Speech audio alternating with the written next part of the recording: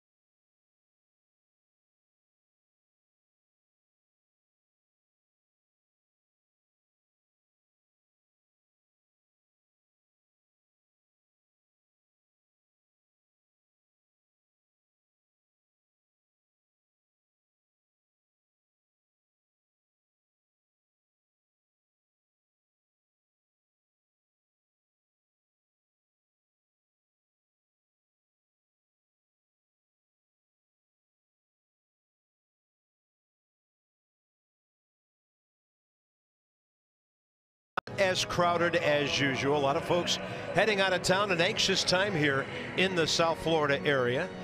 And regarding the ball game, we've got some game notes for you because it all starts with pitching, right? The Nats starters 2.4 in their last 27 games, best among 30 MLB teams. And the relievers follow it up with 1 earned run in the last 6 against these Marlins. A big reason the Nats have beaten them 7 in a row, and Miami's only scored 11 runs during that time. So have the Nats knocked the Marlins out of the race? It's a possibility. They came to town hot last week. They are not hot now, and they are a full 6 to 7 games back in the wild card, depending on tonight's results. Well, Dan, a different kind of time down here in Miami. Don't expect many folks in the ballpark tonight, and there's very good reasons for that.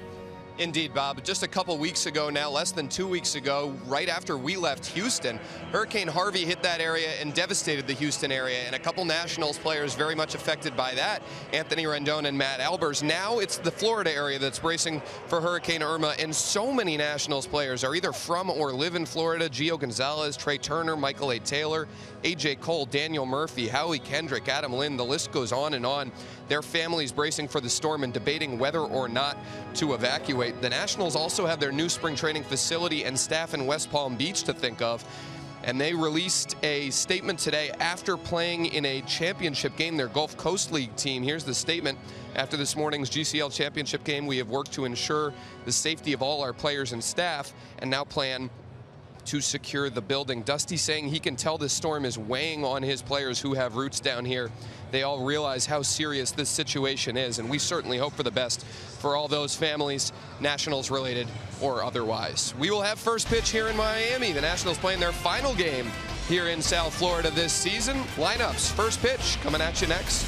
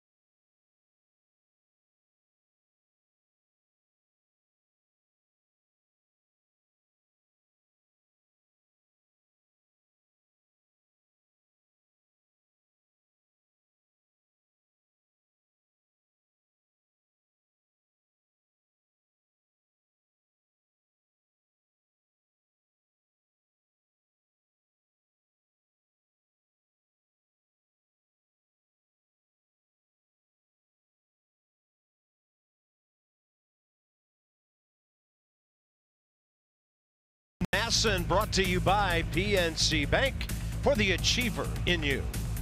And by Night Point Systems, they offer the technology you need when you need it. Downtown and the port of Miami. And here we are indoors, 82 degrees and cloudy, quite muggy outside. 79 in here at Marlins Park. Wilmer Defoe behind Trey Turner tonight. Wilmer, a couple of pinch hitting appearances in the series so far, hitting .330 his last 54 games. So he has been a true offensive power on this ball club, hitting from both sides of the plate, using his speed and some occasional power. Murphy out of there against the lefty tonight, and that lefty is 25-year-old rookie Dylan Peters, second start in the big leagues. Yeah, well, I'll check them out together. There's the arsenal. Throws that fastball 48% of the time, the curveball 40%. That's based on just one start where he struck out 8 and tossed 7 innings and allowed just 3 hits against the Chicago Cubs. Received a no decision in that one. Supposed to have good stuff, so we'll all check it out together. Defense tonight for the Marlins. Ozuna, Yelich, Stanley outfield. Rojas, Anderson left side. Gordon and some guy named Tyler Moore you might know on the right side. And JT Realmuto doing the catch. And Timo getting the start at first against Gio Gonzalez. He's had a couple of good at-bats in the series. Almost hit one out Monday night. Robbed at the end of the game. Then he had a sac fly in the 9th last night. Trey Turner needs a hit against the Marlins against this ball club in this series. 0 for 8 with a base on balls. Anderson shallow at third. First pitch right on time at 7:10. Strike 1.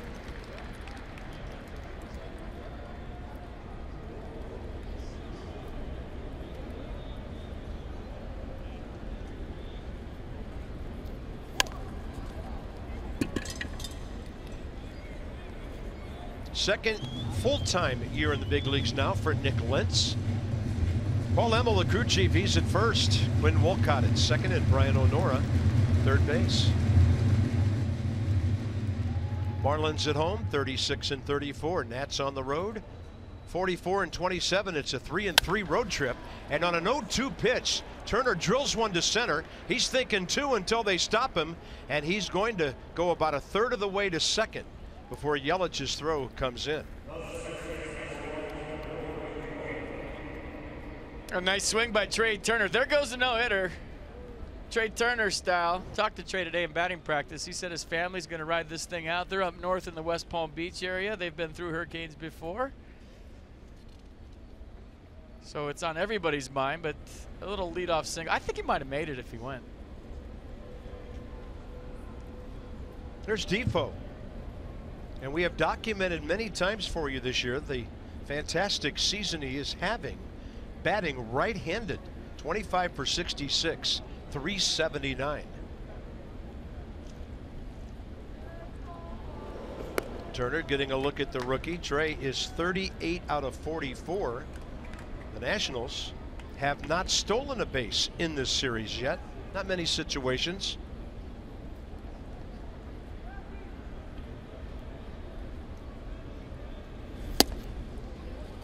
So as a base runner as fast as Trey Turner, you're making that decision when the ball hits the outfielder's glove.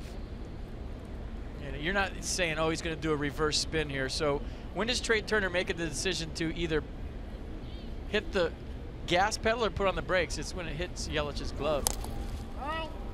Defoe reaching well outside to bunt, and it's 0-2. Try it again. So he's thinking 2, 2, 2, yes, yes, yes, and then the ball hits Yelich's glove, and I'm not far enough to keep going.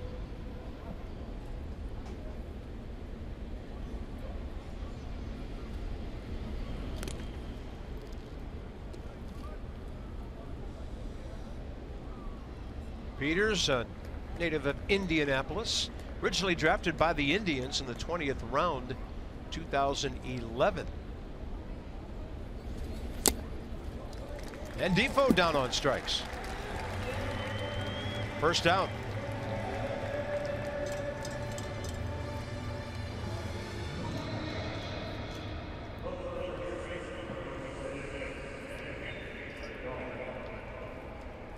Anthony Rendon bumped up to the number 3 spot.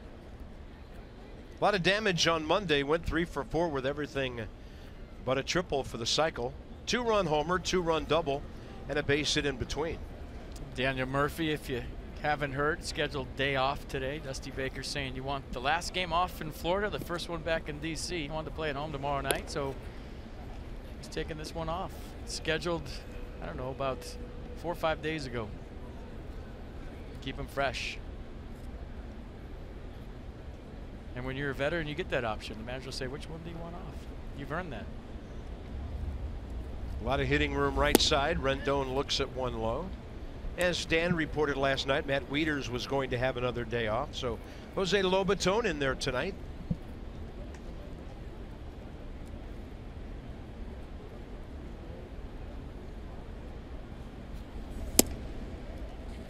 Long look by Nick Lentz. He called it ball 2.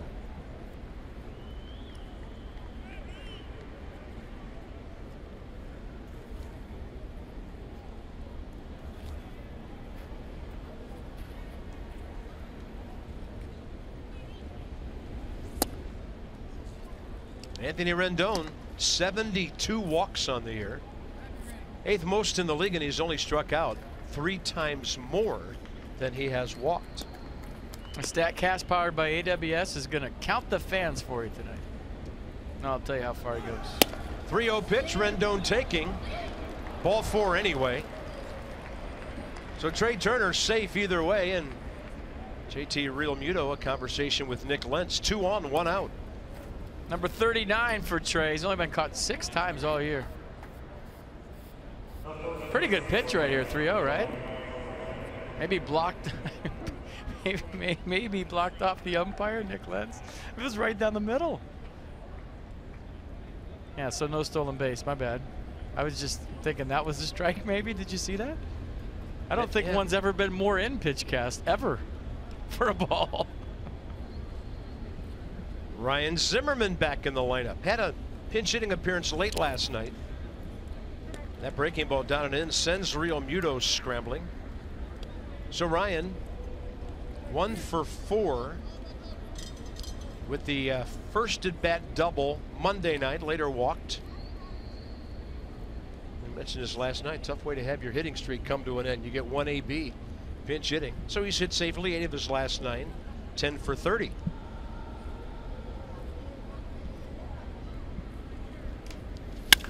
That ball ripped into left. Turner had to hold up, but that's not going to stop him. Here comes Ozuna's throw. It's late. Rendon is hung up between second and third. Pickle. D. Gordon will run him down. Nobody else moving. Nats lead 1-0 on Ryan Zimmerman's 92nd RBI. Any elevation right here, it's 3-0 Nats. Just rolled over on that, got on top, but a loud sound. The ball was hit hard, and Trey Turner just outran the throw. Look where Ozuna catches it, and when he catches it, and I think Anthony Rendon just wanted that ball cut off, so there was no play at the plate. 1-0 Nats. Stay hot, Ryan Zimmerman.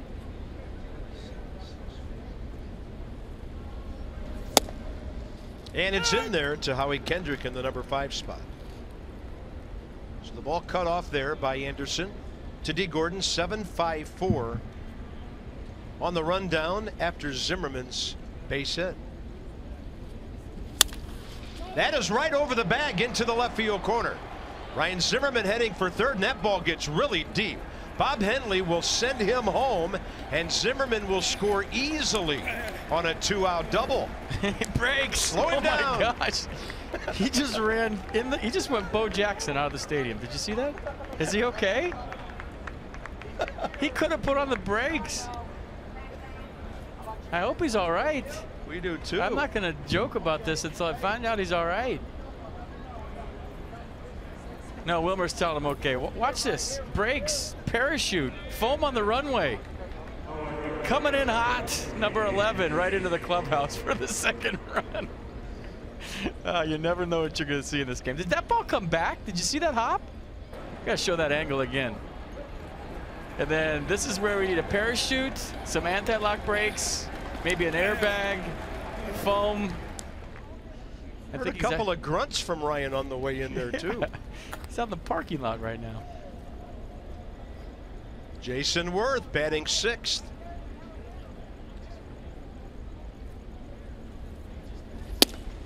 So only 1 hitter retired by Peters. That's the strikeout to Defoe.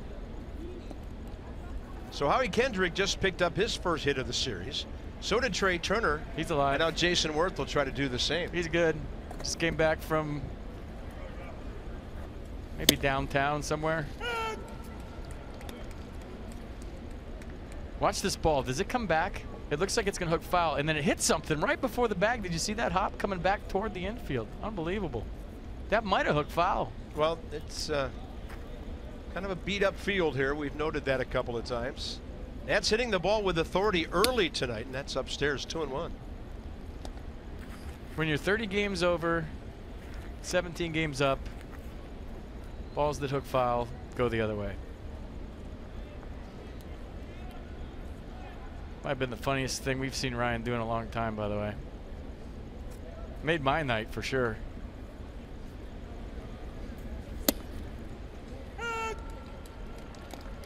Chris Spire had to get out of the way. I'm watching the whole thing from up here. Spire gets out of the way like a bullfighter. Ryan goes flying down the stairs, down the tunnel. And if you know the tunnel here, he's got a lot of room. A runaway freight train.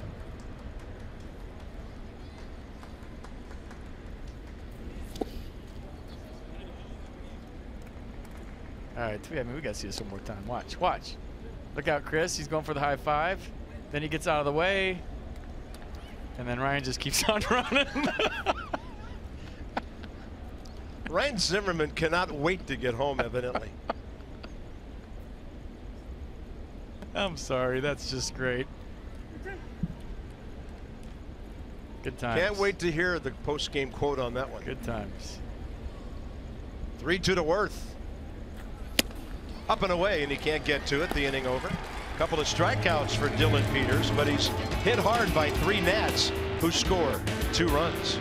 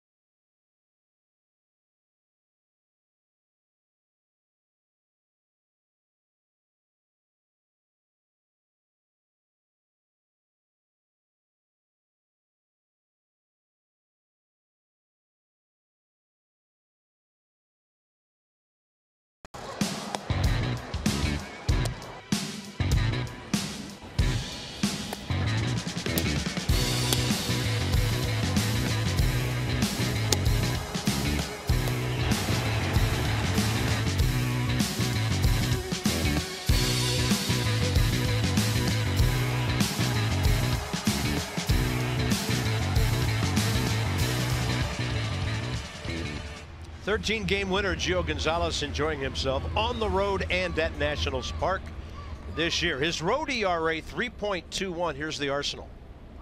A fastball 57% of the time, curveball 25, changeup 19. Opponents hitting 162 against Gio's curveball this year, just 21 for 130. He's thrown 709 curveballs on the season. So a strike call to D. Gordon, who's on a 9-game hitting streak.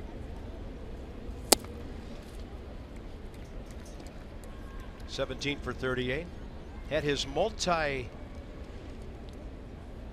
streak. He had 7 games in a row with multiple hits, and that came to an end in the series. He's going to try to muscle up and hit one deep out to center. Taylor, long way to go, and he gets there. From where he was playing, that's a remarkable coverage of a lot of ground.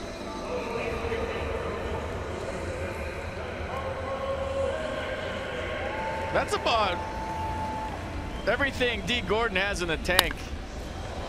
I thought this had a chance, and look where Michael A. Taylor's coming from. Left center field all the way to right center field. The reason he got there is A, he took a good route, B, he's fast, and C, that ball had a lot of hang time. So a nice play by Michael A. to start this up. I feel like we've been saying that a lot lately. Here's Giancarlo, takes ball 1. Hey, if that ball hits the ground anywhere out there, D. Gordon might have a chance to circle the bases. That was really something. If it stayed in the park. 2-0.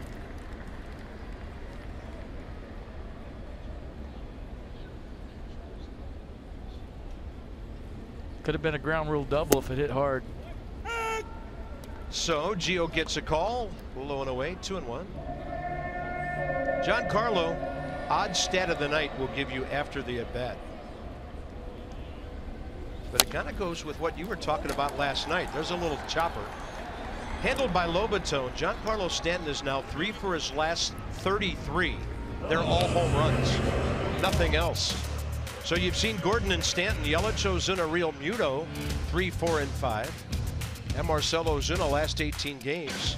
Didn't do a whole lot against the Nats in this series until last night. He had 3 consecutive singles.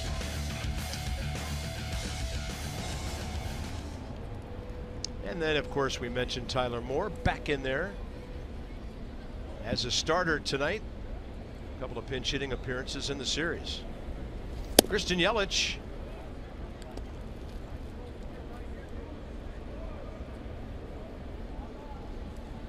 Talked to Christian today in batting practice. He packed everything he owns in his suitcase for this road trip. And there's a feeling among some of the players for the Marlins that they might not be playing here anymore this year based on the damage done by the hurricane. He said he talked to some of his buddies for the Astros that only packed for the road trip, and they ran out of clothes quick. So he said, hey, nobody told us to do this. I just packed everything I owned, and I hope we can play here again this year. Those windows out and left are built to sustain 200-mile-an-hour winds, so they will be tested. And they face in the direction from which all the weather is coming.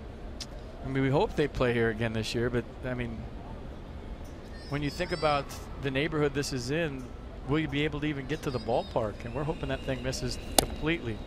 Marlins are heading to Atlanta for a 4-game series, and then Philly for 3 before they're due to come home a week from Friday. So Christian Yelich, 66th walk of the year.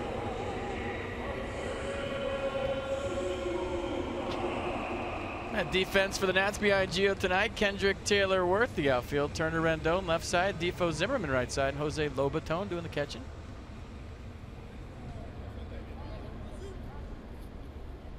Ozuna against Gio, 5 for 21.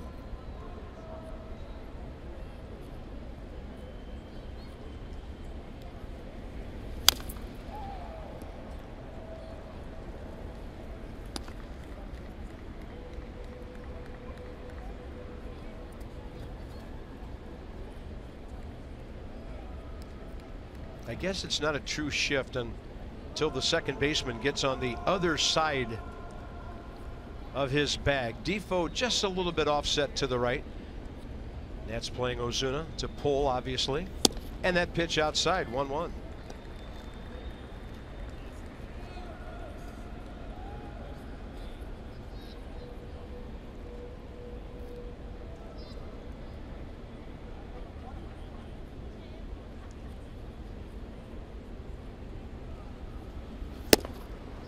Two and 1.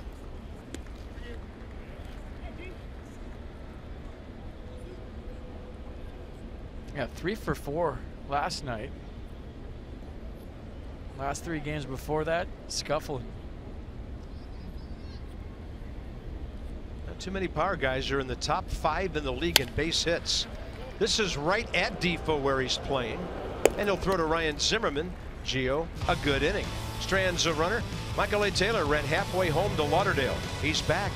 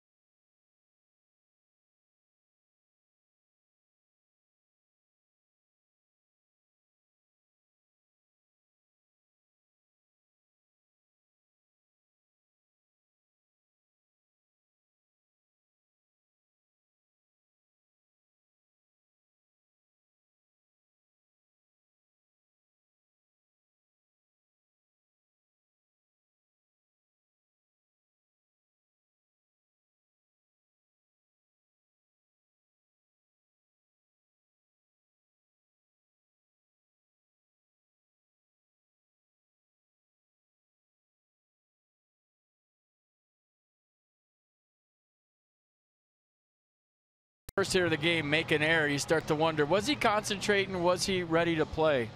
Well, when you look at Michael A. Taylor, starting off in left center field, because that's where D. Gordon usually hits the ball, especially left on left, and having to go all the way to right center field to the warning track to make this play, that tells you that Michael A. Taylor was absolutely, positively, 100% ready to play. StatCast is brought to you from Fios by Verizon. Fios is not cable or wired differently. Go to getfios.com today. And oh, by the way, he put on some kind of show on BP today.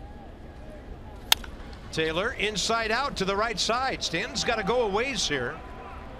He will take a stab at it, make a really strong throw into second base. So the Nats now first 7 hitters, 4 hits and a walk. So Michael A. checks in with his first knock of the series. Keep writing down doubles. I put double for Trey Turner because I thought he was going to second, and I just put double down for Michael A. Taylor. Look at the sand kick up because I thought he might go. But Stanton can throw. Better off holding with the single. Jose Lobaton in the number 8 spot. Taylor 12 out of 16 stealing.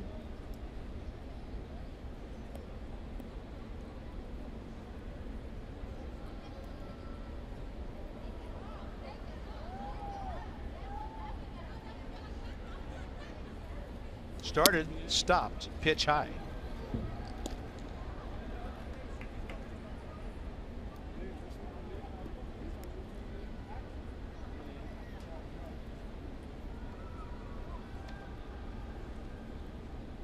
So Wieters, Severino, and Lobaton starting games in this series.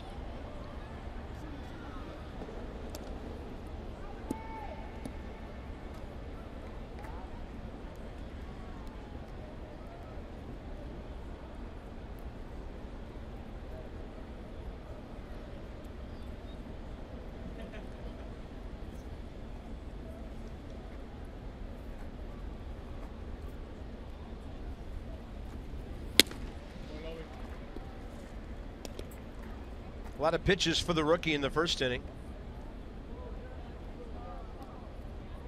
He threw 20, only 12 were strikes. And the Nats have hit him pretty hard. Lobaton rips a base hit. Taylor stops at second. Gio presented with a great opportunity to move some runners. Well, when you beat a team 7 times in a row, and in the 8th contest you jump out to a 2-0 lead, I mean, you have a chance to win this game right here, right now. You feel like with Gio on the mound, based on history, you can beat their will to win right here. Gio 5 sacrifice bunts this year, 45 in his career. Taylor doesn't have to be a great bunt to get him over. So nobody out. Here we go.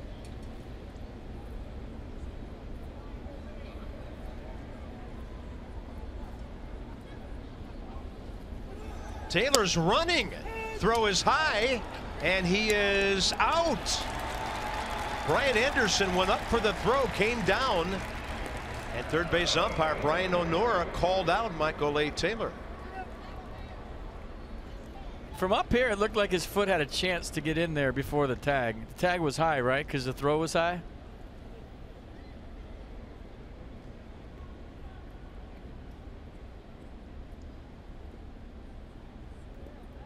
What do you got? Nice tag by Anderson, first of all. And did he get him before his foot hits? Tough to tell if that angle. It's almost behind him, right? Yeah, it's a tough angle. They don't have the angle. So caught stealing goes 2-5.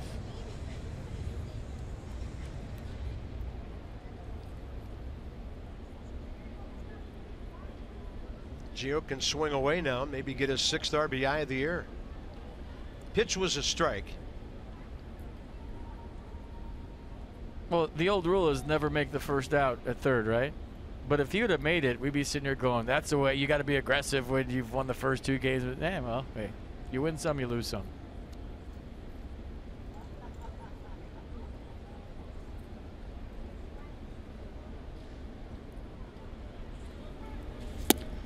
And curveball diving. So right now the Nationals, first time around the order, 5 out of 7 with a walk. And they've lost 2 runners on the bases.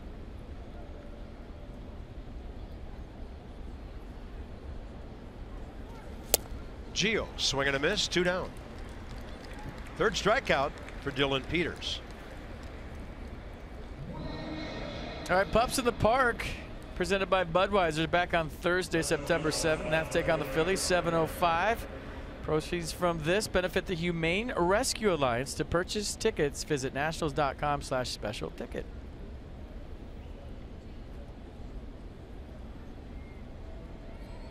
Some Irish wolfhounds in the lobby of the hotel after the game last night. They looked like big, gray, hairy horses. Huge. Huge.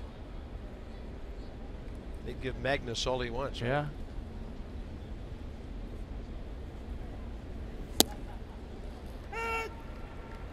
Trey Turner, 0-2 pitch. Drilled one to right center for a base hit, first time.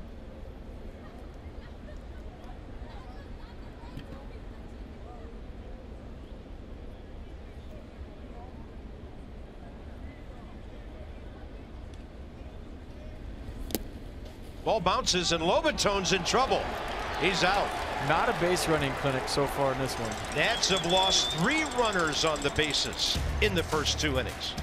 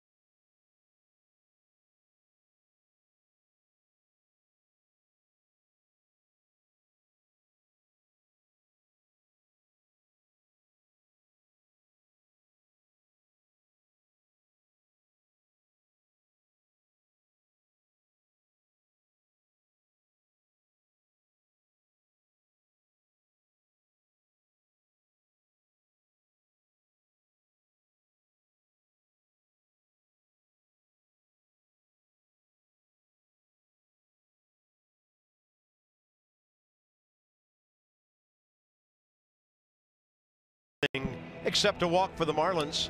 I was just told we've got a Jeep on Gio.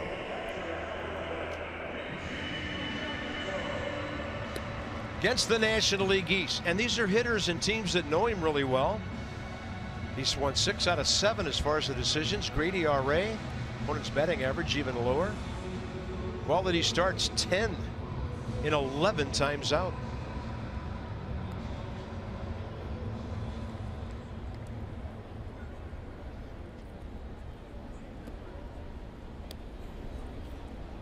A rare hiccup his last start against the Brewers. Never really got into a rhythm last time out on August 31st. Gave up 5 runs on 8 hits over 6. It's just kind of a fight all day, and if you have enough starts over the year, you're going to have a few like that, no matter who you are. Then how about Milwaukee? They went to Cincinnati, lost again today, swept by the Reds on the road. That wild card race, at least the second spot tightening up. There's a trap series all the way. You play the Nationals, and then after the Reds, you play the Cubs. St. Louis could beat San Diego tonight and leapfrog Milwaukee. They're in a virtual tie right now. Haven't played the same number of games. And a tapper foul off the bat of JT Realmuto.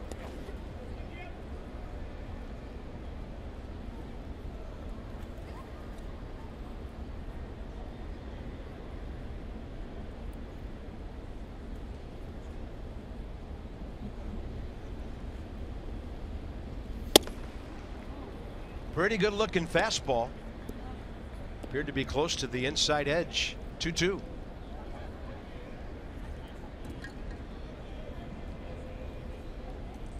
That was Tyler Moore dropping the equipment over the on-deck circle.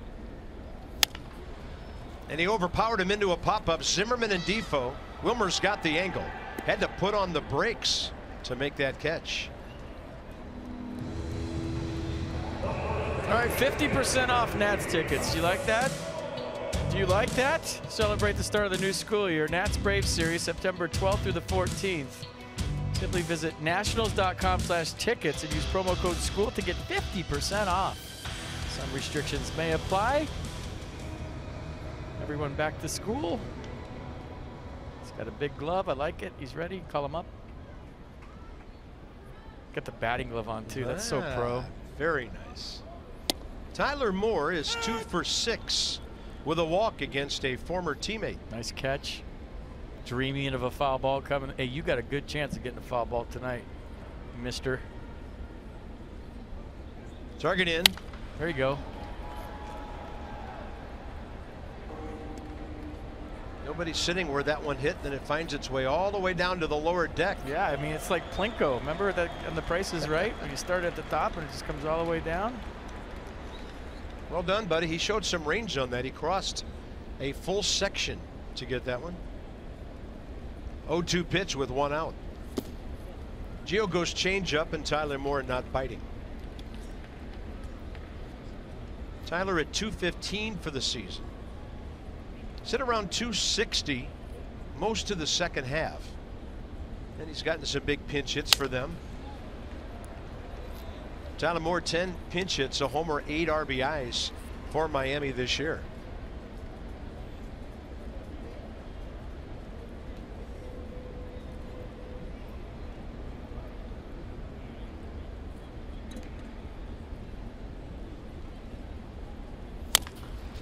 Tapper third base way, and here comes Rendon with the glove.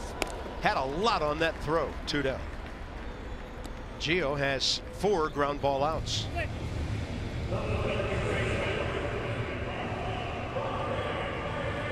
So how good does it feel to be a Nats fan or a broadcaster or a coach and get to watch this pitching staff that doesn't give up much at all? Very impressive.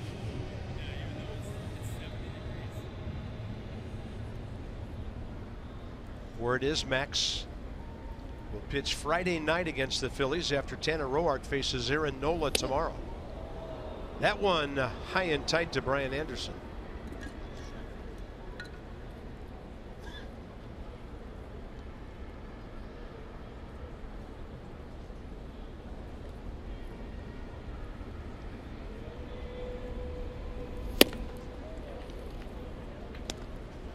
Sure looks like it's playing harder than 90.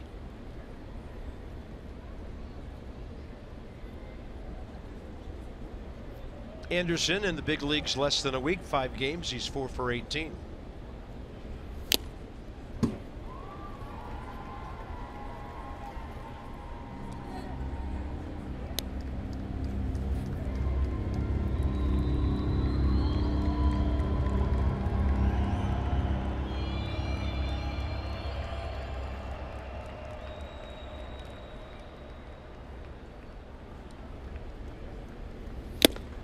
Some high heat for the foul tip. Gio first strikeout. Trey Turner was at the plate. He gets the lead off again. Here we go again. Redo.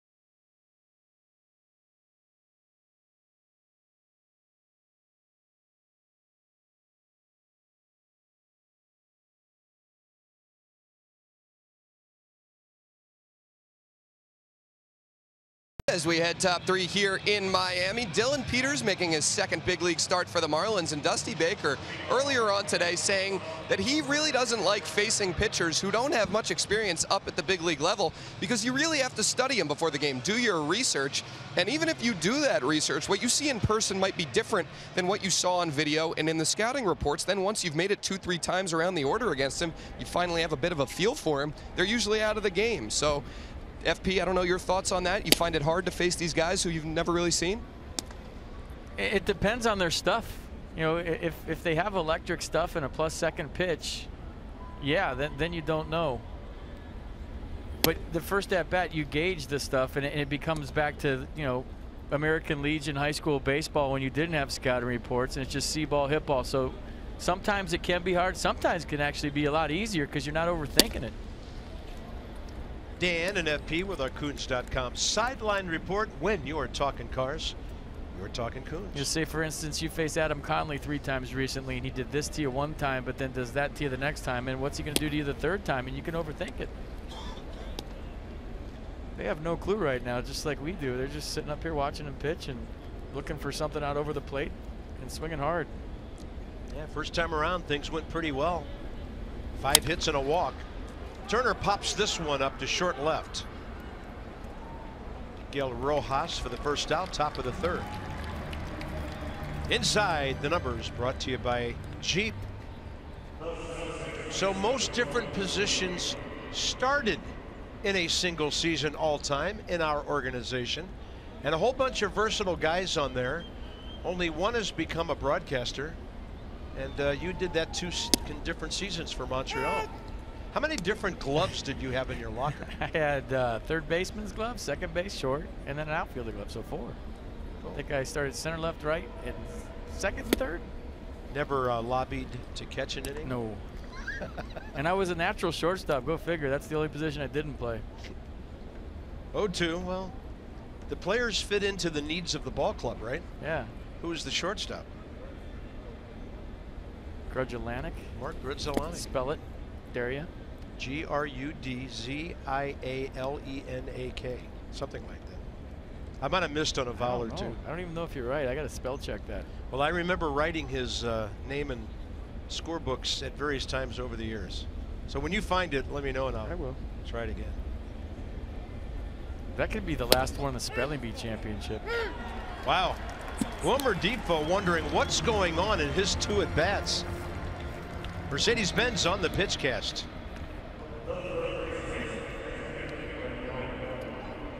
Split the corner. Little cutter. They kept running back. Wilmer talking to himself. Anthony Rendon walked with 1 out. And then base hits by Zimmerman and Kendrick drove in the 2 runs. Anthony's going to hit 1 out to left for Ozuna. O-Z-U-N-A. We'll be back with more and more in a moment. I got Defoe.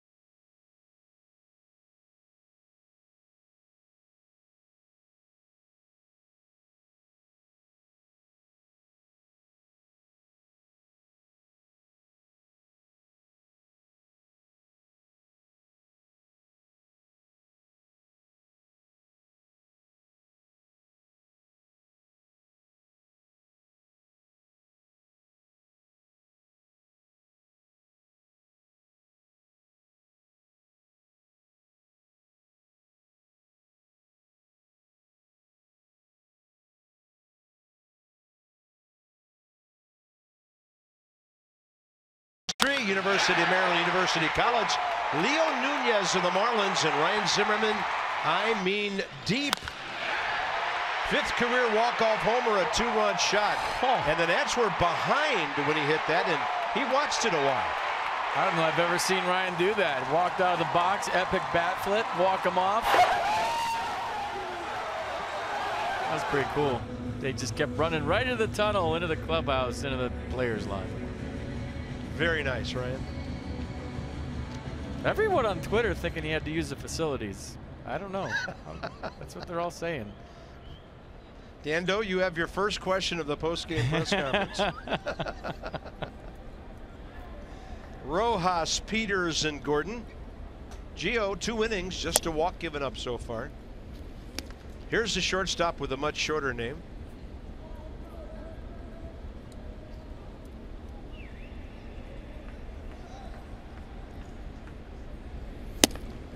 (2-0). Well, you want to try it?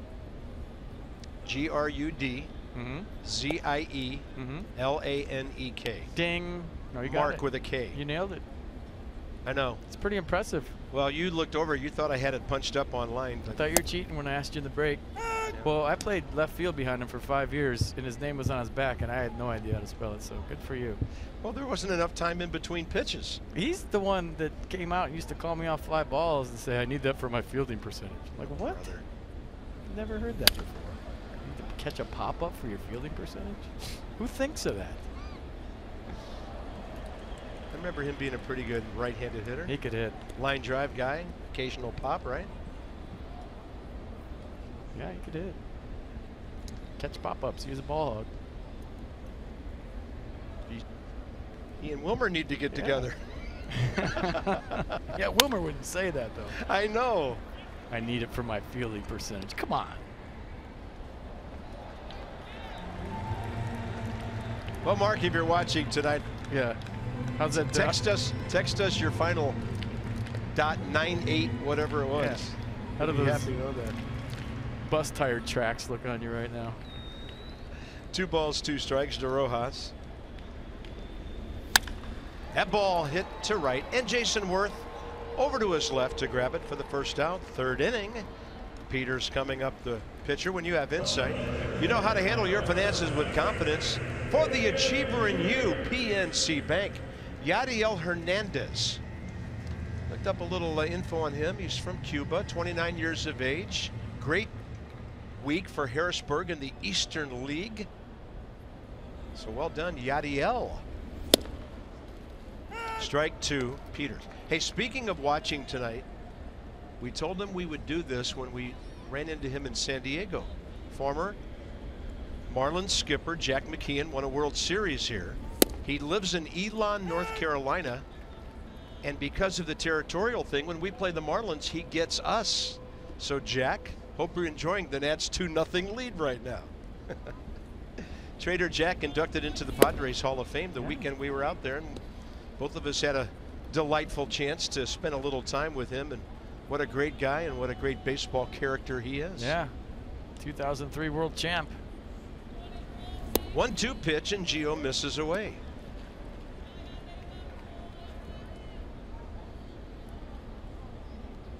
Peters 0 for 2 as a big league hitter.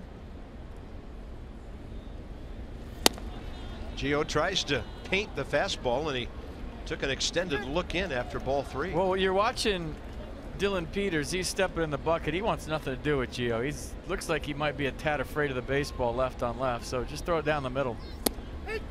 Got the call on the edge. 2nd strikeout. First time through the order. The Marlins go 0 for 8 with a walk. That was $37. The Washington area Toyota dealers help children and their families by making that donation to the Children's Inn at NIH for every strikeout by a Nats pitcher this season. Top of the order, D. Gordon. Hit one of the longest balls we've ever seen him hit. Caught by Michael A. Taylor some 400 feet away in the right center gap after Michael was positioned where he is here toward the other side.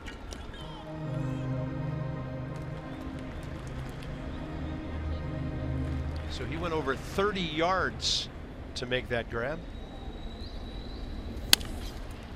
That is just foul. Actually, Michael Ake went just over 40 yards to grab that ball. So first pitch curveball, that was a fastball. And get this, Gio has recorded 100 of his 266 strikeouts before tonight with his curveball. So 100 Ks with the deuce. See what they go to here. Close.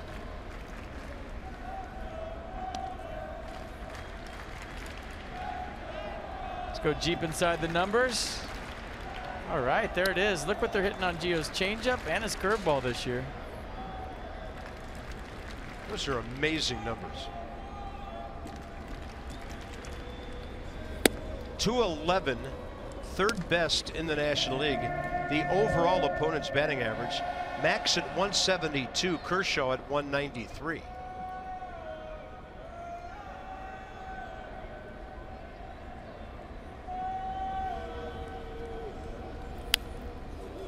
See, now the curveball works off the high fastball because you just changed his eyesight. He's looking up now. You throw that curveball up in his eyes, he either might chase or lock up. 2-2.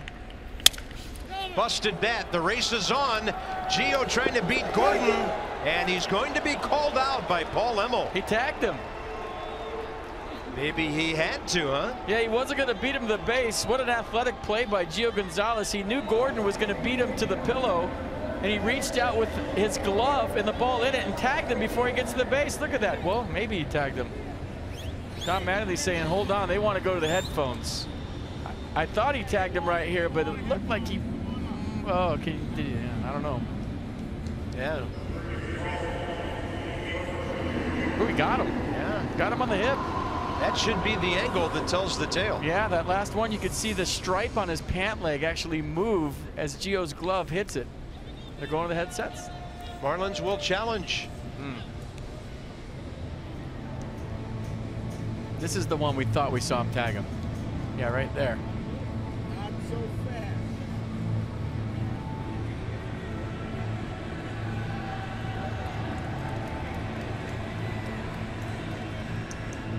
What's Gio doing? Well, that didn't take long, and the Marlins just blasted a challenge very early in the game on one that took virtually no time. Gordon is out.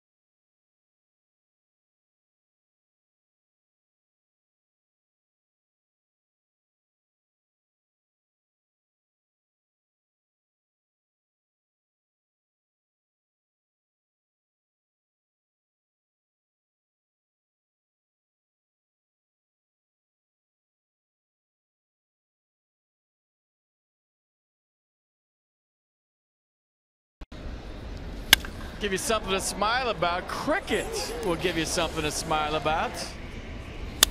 So go back to the first inning.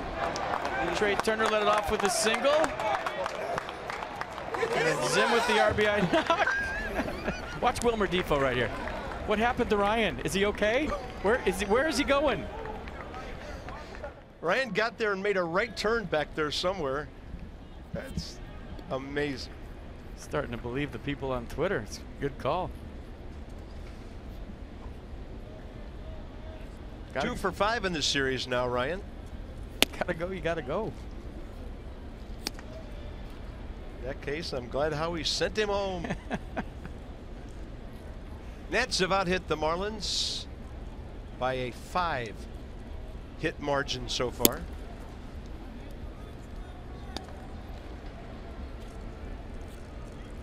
Ryan Zimmerman now 92 runs batted in. So he got to 30 homers. Now the RBI countdown is down. And that ball is crushed to right center. See you later. Upper deck opposite field.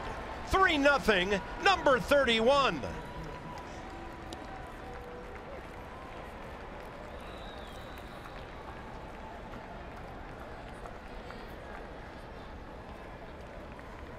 See if he stops.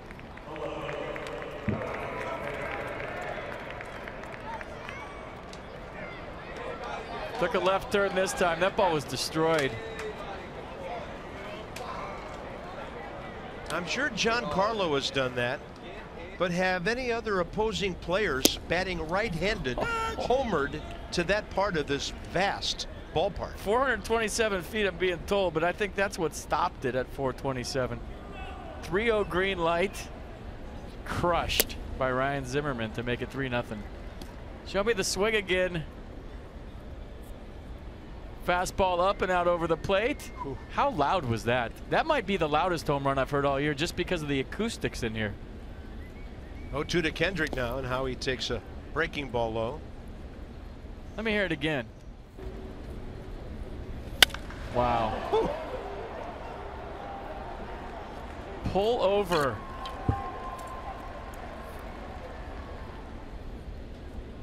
Now his updated power numbers 31 and 93.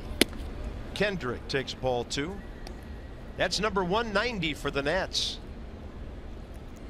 So you obviously, because of the storm, have a lot of empty seats. You have a lot of metal on the roof, and you have glass windows. So when there's nobody in here to muffle the noise, a ball hit like that is just reverberating off everything. I mean, the acoustics in here tonight are crazy loud when the ball hits the bat. When it hits it that loud, my goodness. Full count to Kendrick. It was 0-2, and Howie locked up, strikes out.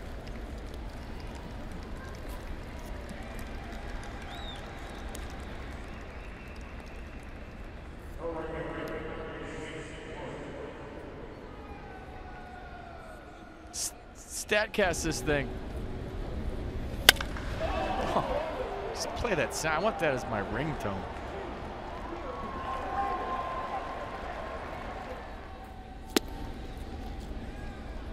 And Zimmerman 246 career home runs with that blast.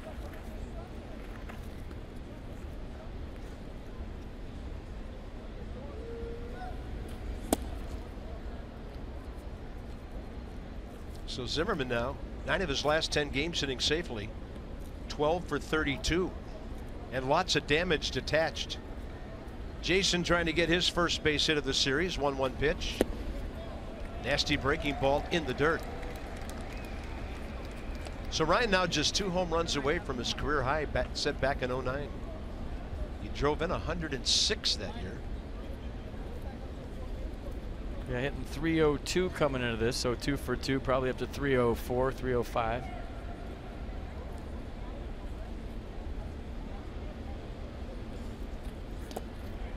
Two to Jason Worth. Yeah, he needs 7 more RBI for 100. Rendon needs 10 more.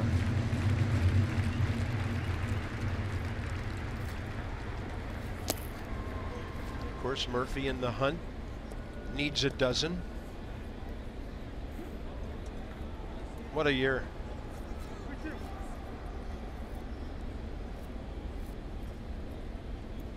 Full count now again. And Worth will drill one to left, but it's right at Ozuna. 2 down. Nats road ahead. So we have a look at our next 5, driven by your local Chevy dealer, ChevyFirst.com. Tanner Roark, Aaron Nola tomorrow night. Max and Jake Thompson on Friday. Edwin Jackson, Mark Leiter Jr. Saturday, and that's a 7:05 game. Nats haven't decided yet who's throwing against Ben Lively on Sunday. Mark Leiter Sr. is my teammate, and I'm officially old. That's when it gets you.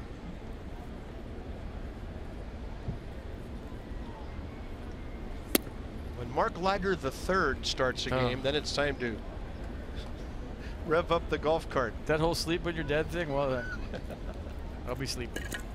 1-1 with 2 outs. Big rip by Michael A. Taylor, who got jammed a bit. Inside out swing with a base hit to right his first time. So 3 runs on 6 hits for the Nationals.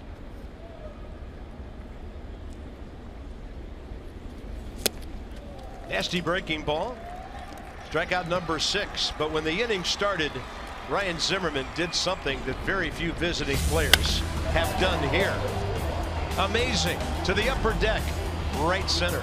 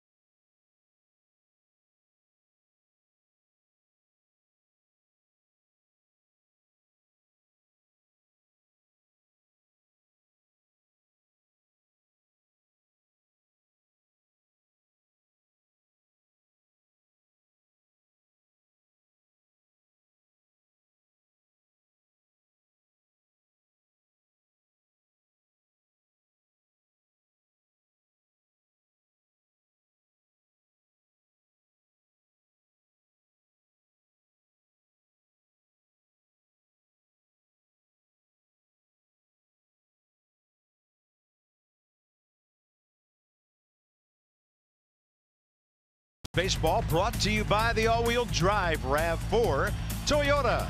What drives you? Visit buyatoyota.com for great deals. Literally in this part of the country, the calm before the storm. 82 degrees outside right now. We just had a crackle of lightning indoors here with what Ryan Zimmerman did. Got to give Charlie Sloas credit for this one. He came over here and told us that's Ryan's first career hit on a 3-0 pitch. He'd only swung 3 previous times on 3-0. That's amazing. Thanks, radio guys. 1-1.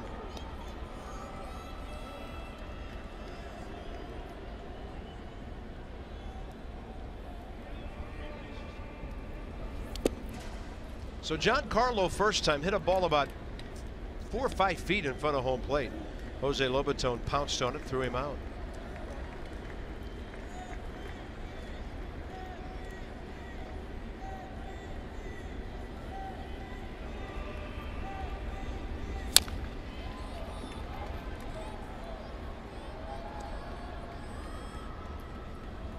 Inside the Numbers, presented by PNC Bank.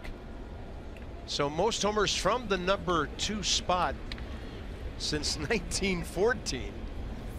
Wow.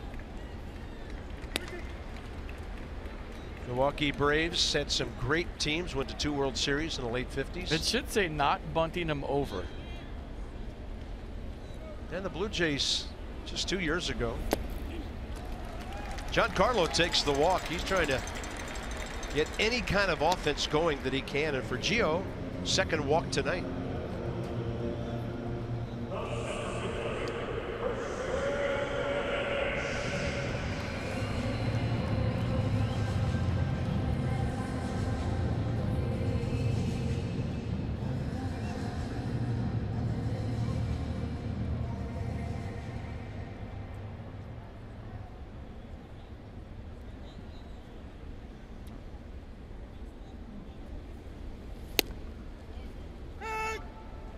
at some of the guys who were on that '59 Milwaukee team. Hank Aaron, of course. Wes Covington. Eddie Matthews was the guy hitting second. Johnny Logan, Joe Adcock, Del Crandall, the catcher. He hit 21 homers. That was a power-laden club playing at Old County Stadium.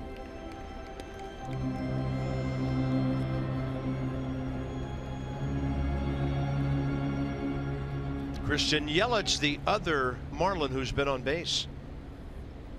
Gio walked him with 2 outs in the first.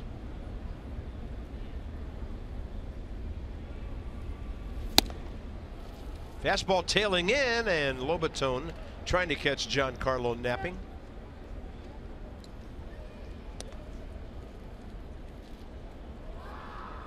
Eddie Matthews had 46 homers that year. Hank Aaron 39.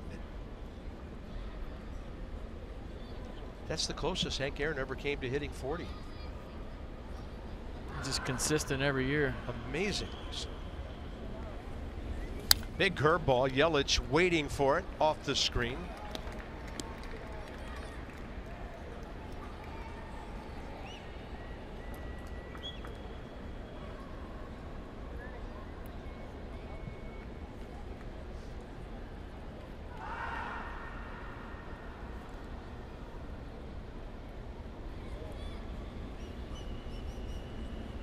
It was 50 Hank Aaron never hit, pardon me. There's a line drive. And Gio designs on taking another you-know-what into the middle innings here, and Yelich gets him in the fourth. You could say he just got a hit. Right. There's nothing to jinx anymore. Can't take it away. Well, you had to be thinking it based on what we showed you at the outset of the telecast tonight. And he was doing it again. Fastball in. Good swing. Stanton had to let it go by, so he couldn't go to third.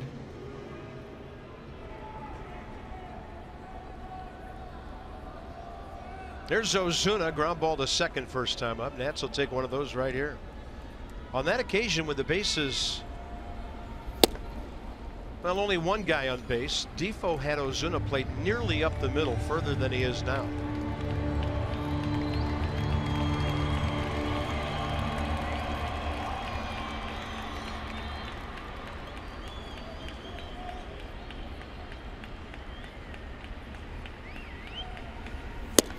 Two and 0.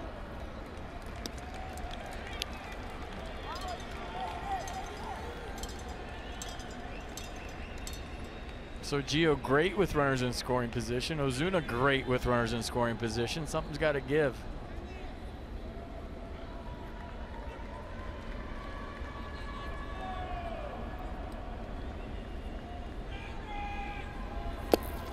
Three and 0. After Ryan Zimmerman's home run on a 3-0 count, you better believe Ozuna's swinging. There's Gio's numbers in all sort of different situations. The third one's the best in baseball.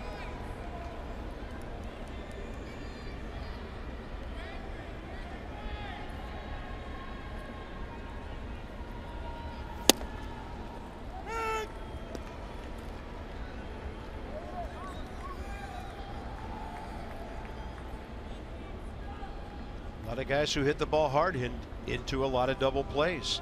Ozuna 17.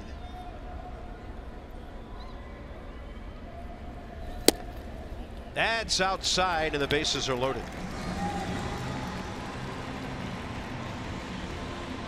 Gio, third walk.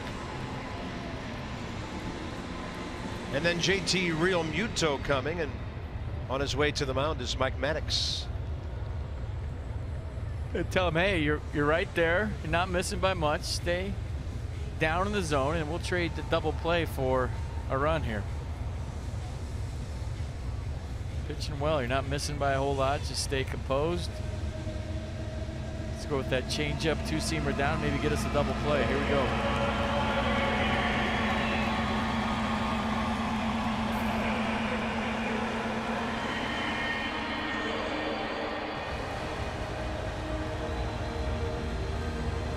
Real Muto, that fly ball short right field over toward the line that Defoe ran down first time up. He's 6 for 20 career against Gio with an RBI. So Stanton and Ozuna walked, and Yelich had the base hit in between.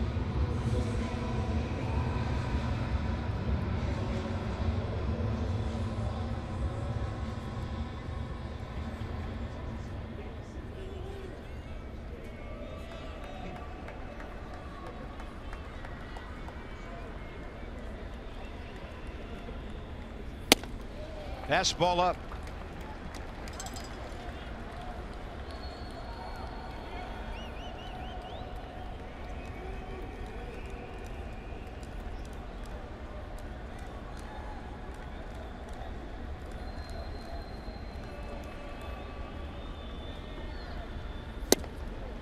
Trying to get that curveball, the touch pitch into the strike zone, and now it's 2-0. Talking to himself, trying to get that ball down the zone for the double play, and now he's behind 2-0, and he's got to come to Real Muto. That's where he's got to hope you get a little bit lucky and he hits it right at somebody.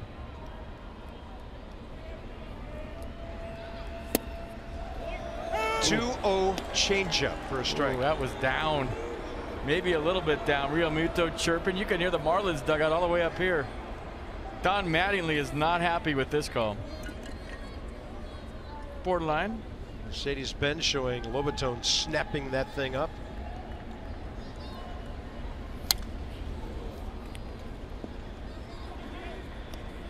So on 2-1, Real Muto all over the fastball. Bottom of the fourth, Nationals on top 3-0. Marlins trying to tighten this thing up.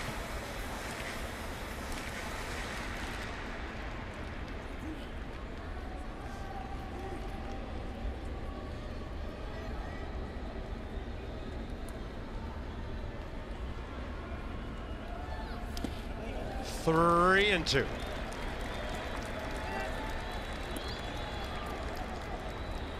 Curveball not into the strike zone as much tonight as in previous starts. You get aggressive hitter right here. You could throw 3-2 off speed, but I think Real Muto's smart. He doesn't chase out of the zone. I think you got to come to him with the heater here and hope he hits it at somebody. He'll hit it out of play.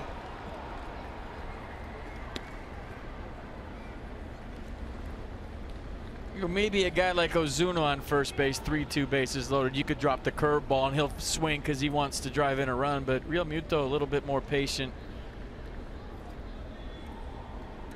He could throw the curveball here if you have confidence. Line drive, and Turner has it. 3 Marlins do a good job of staying home on the bases. That could have been disastrous for Miami. 1 out. Throw a strike, think lucky. What with the changeup 3-2? Real Muto on it.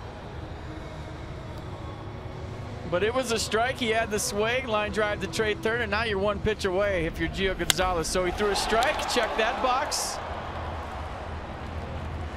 And then it got lucky. It was hit right at somebody. And Real Muto frustrated that that was right at Trey Turner. Tyler Moore now.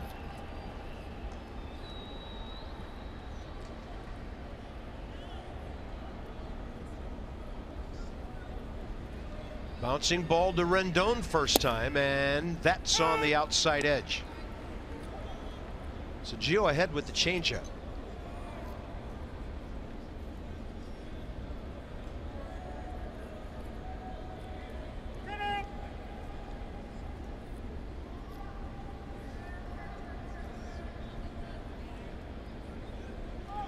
I think that ball might have stung Trey's glove hand.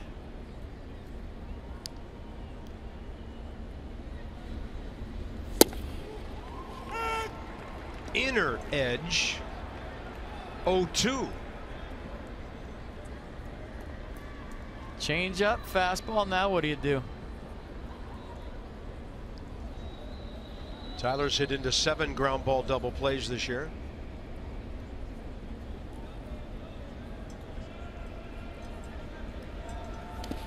Nice block.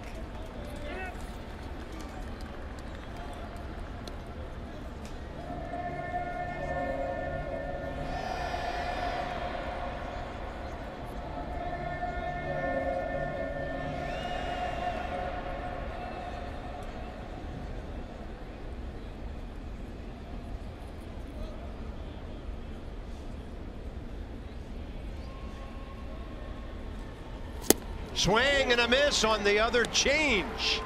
2 down. Gio pitching to get out of this jam so far. Yeah, not out of the woods yet, but generally speaking, bases loaded, nobody out. The first guy doesn't get it done. The second guy puts a little more pressure on him. So he saw a changeup, fastball in. Tyler Moore thinking about that fastball. Then you see the front side fly open, the hips fly open. Couldn't get to the changeup down and away. Masterful sequence and execution by Gio Gonzalez. Now the rookie Brian Anderson, who Gio struck out 2 innings ago.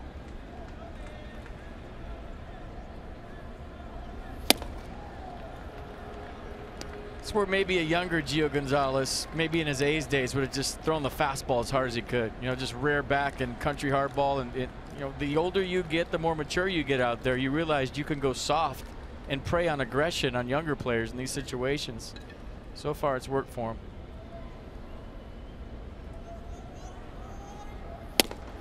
One.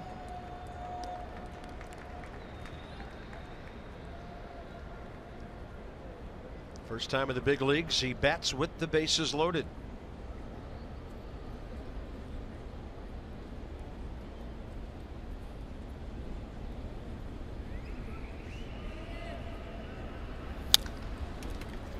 Three fastballs.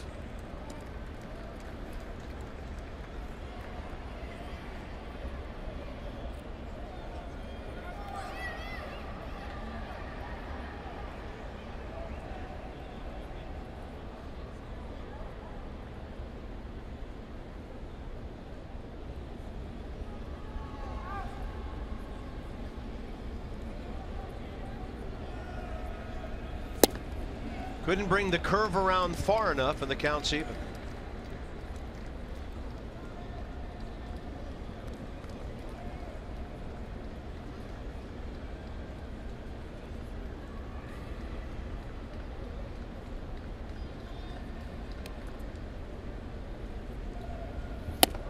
Oh, 3-2 on a fastball up.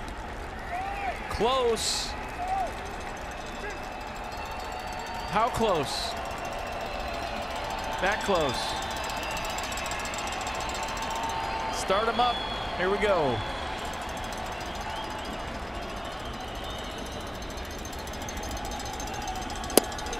On the inside edge, Anderson taking, and the inning is over. Gio strikes out Tyler Moore and Brian Anderson after the Real Muto line drive.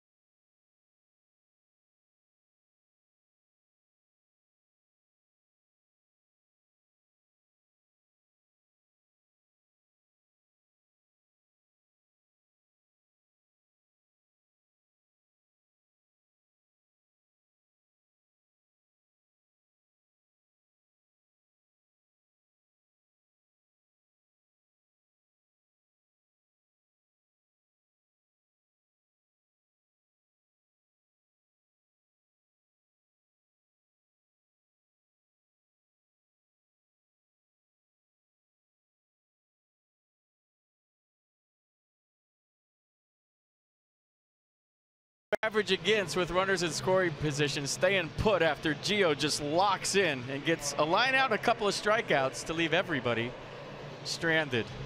That was nice. This will be nice too. Dodgers Nats September 15th through the 17th. Check out the start time. Big series coming to Nats Park. The last two games will be nationally televised. We'll be with you on Friday. So visit nationals.com for tickets. Dodgers come to town. They've lost every single game for the last 2 months, I think. Right? Well, it's been a sparse couple of months. It is 5 in a row, but they have lost 10 of 11. And those D-backs keep winning. 12 in a row. Cleveland 13 in a row. Goodness. Get it out of your system. So here we go, top 5. Jose Lobaton, then Gio. So, Gio having a chat with a young Marlins fan down there. You know, the old rule is hitter carp. You can't take 2 close ones in a row. I think the pitch before the strikeout to Tyler Moore was better than the last one, but both, I guess, good enough to swing at. And you talked about this a couple of weeks ago when a situation came up. Rookie hitter, sometimes you need to be told, can't take with the bases loaded. Yeah, I meant Brian Anderson, my bad. And then there's pitch number 6 right on the black. Gio, the veteran, gets the call against the youngster, Brian Anderson. 1-2 to Lobaton. Base hit to left first time up, and that'll even things up. There was a time maybe 2-3 years ago where in that situation, Gio Gonzalez would have been that calm, where it would have got the better. I mean, look at him. He's talking to fans, bases loaded, nobody out. I got this. Just the confidence, the relaxation, the maturation we've seen with Gio over the years has just been incredible.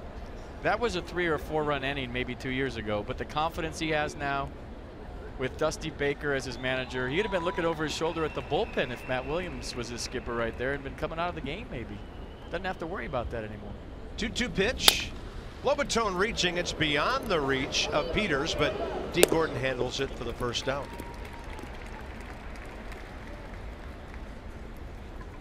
I mean, do you think he finishes that inning if Matt Williams is a skipper? I don't know. That inning, and I don't know, but that inning, I can tell you, did take 33 pitches. And he still has zeros on the board.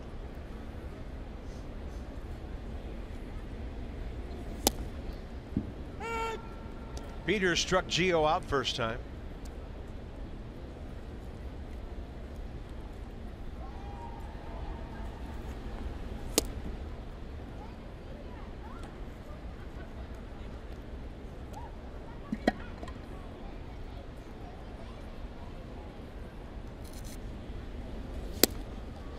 Pretty good hook. 13 outs by the rookie pitcher tonight. A couple of them registered by his catcher. He has struck out 6. This one slow rolling to the left side. Cut off. Brian Anderson. 2 outs. MLB.com at bat is your #1 mobile app for live Nats baseball. Stay connected with a fully customizable experience. Get the Nationals home screen icons, app features, as well as game day, live game video highlights, radio broadcasts, and StatCast. Download MLB.com at bat today.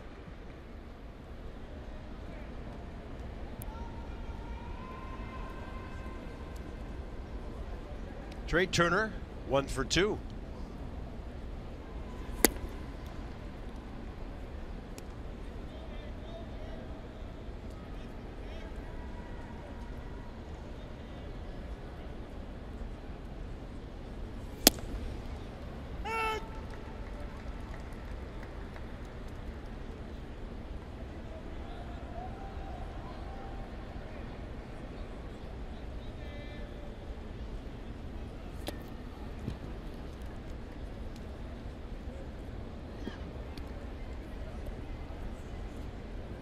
No coincidence that Trey gets on to lead off the game and the Nats go on to score 2 runs.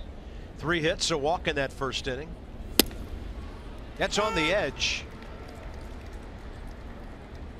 evening the count.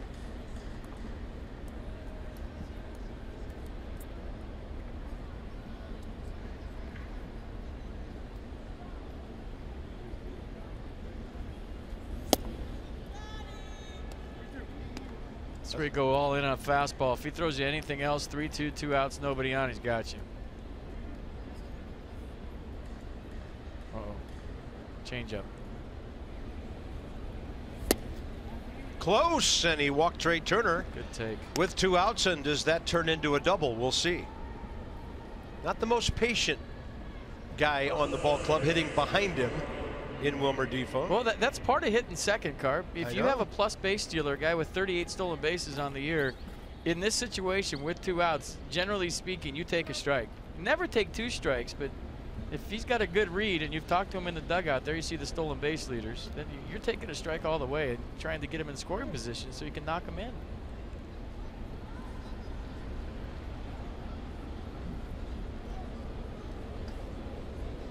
Pretty big lead.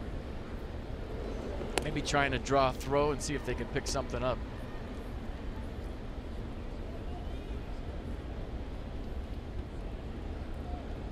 Great career percentage early on.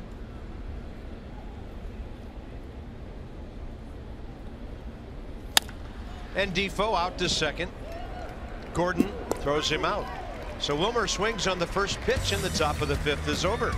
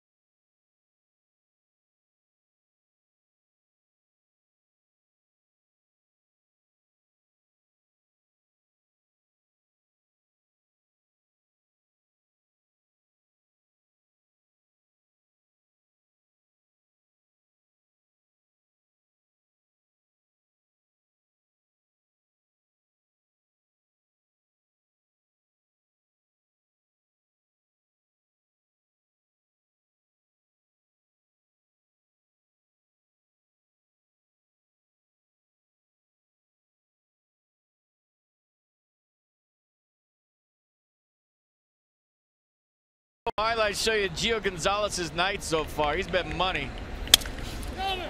First right here, how about the athleticism, the wherewithal to know that the only way to get D. Gordon is by tagging him, and then he's got bases loaded, nobody out. A line drive to Trey Turner, then Tyler Moore on a changeup, then a fastball to get Brian Anderson get out of the jam. And I think this is the Kirk Cousins "You Like That" remix in Spanish right there to the fans here at Marlins Park. 15 minutes can save you 15% or more on car insurance. Visit geico.com to see how much you can save.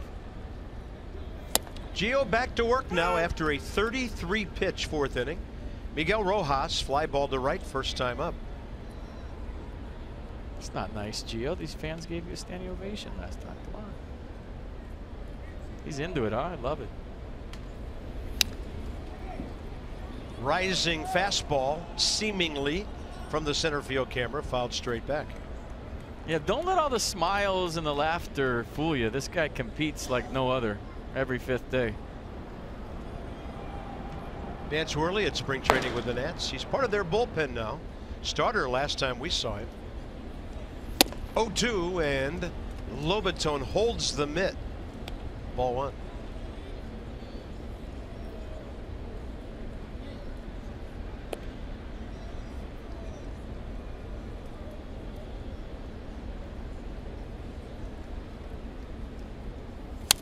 Adam reaching.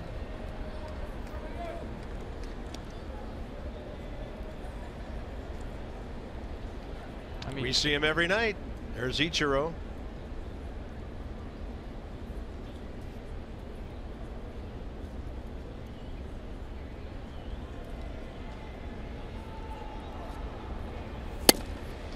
I mean, you don't win 115 career games over a 10-year career by not being a competitor. I mean, we all love to see him smile and laugh and all the mannerisms while he's playing, but deep down inside, you know, you just saw him walking off the mound. That's the guy that goes out there every 5th day. Now, you don't win 13 times at the major league level in a year with a 2.58 ERA just by, hey, this is fun. I'm having a party every 5th day. This guy competes. Maybe it's not as outward as other people. Mm-hmm.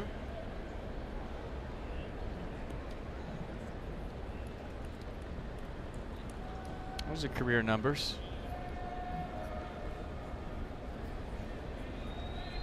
Two, and the breaking ball in the dirt.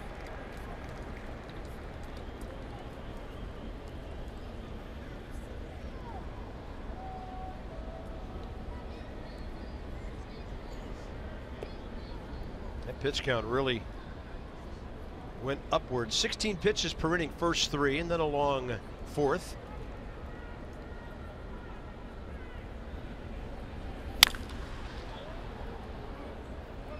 Make a play. Nice.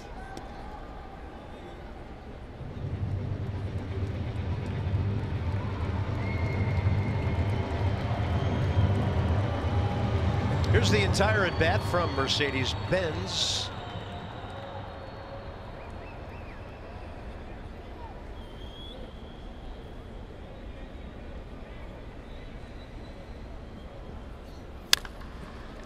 And that's a can of corn in this ballpark. Taylor coming well in for it for the first out, 5th inning. Ichiro Suzuki has 15 career hits against Gio Gonzalez. 15 for 42 with 3 runs batted in.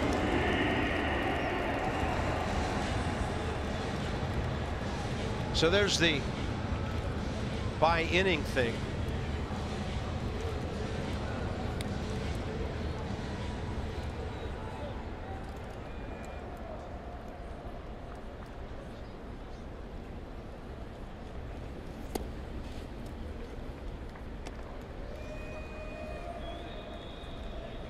Ichiro has a pinch hit in this series. 3,070 major league hits.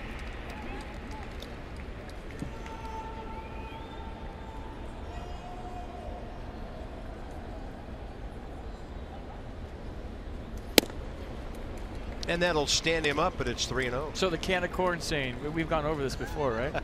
It's the grocery store story, right? The old-time grocer's method of getting canned goods down from the high shelf. They used to use a stick with a hook to get a can of corn down for you. Catch it in their apron. Catch it in their apron. That's where the saying came from. Red Barber used to use it. Phil Rizzuto, Bob Carpenter. Numerous frustrated hitters. I just hit a can of corn.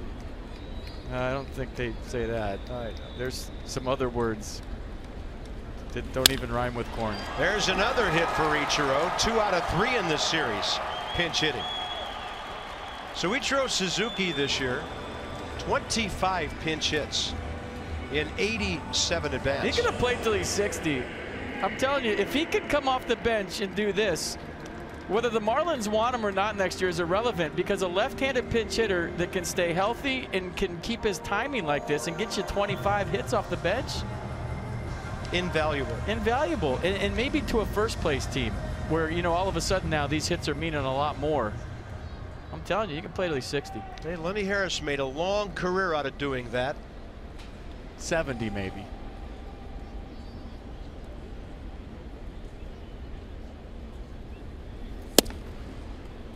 Who's the oldest? Satchel Paige?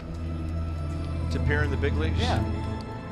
Well, nobody knows for sure how old Satchel was. Supposedly well into his 50s. Hold on. There's this thing called Google. I got it. Lobaton's got to be quick, and he's not going to throw. Bunt base hit by D. Gordon. And with some small ball, the Marlins are threatening again this inning. I'm telling you, this is something this guy's got to do at least once a game. Look at him deadening it, squared around late, first bounce right in the dirt. And you ain't getting D. Gordon when he puts one there. Perfect bunt. So first and second, 1 out for a large human being.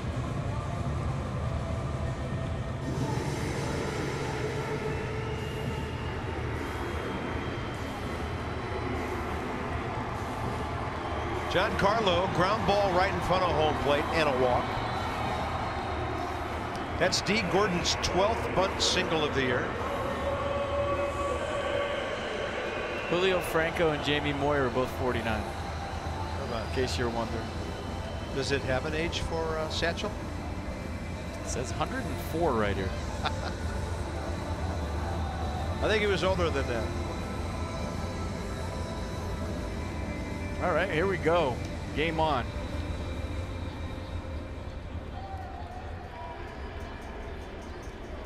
And Gio faces Stanton in 2 consecutive innings now. That walk led off the 4th.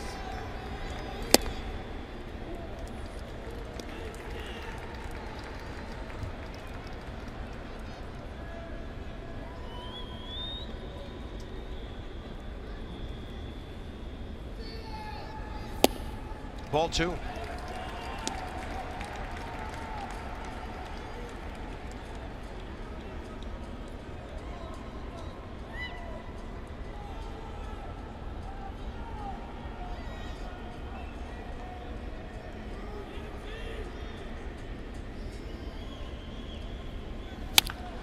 Too short.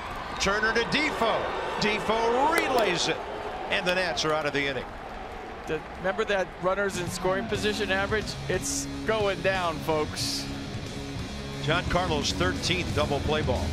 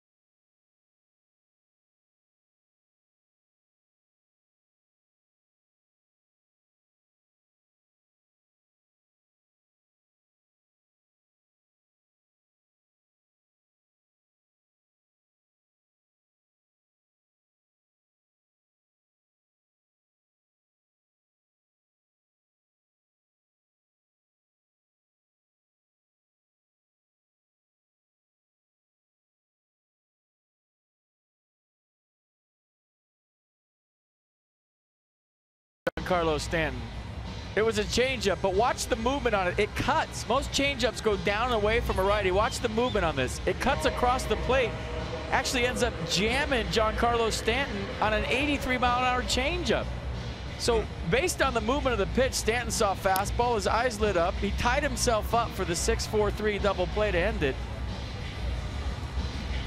But Gio Gonzalez with the cut changeup, possibly by design to get the big double play.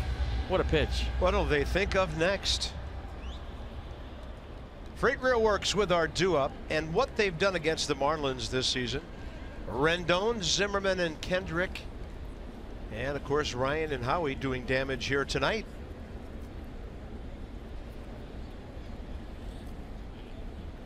So here's right-hander Vance Worley.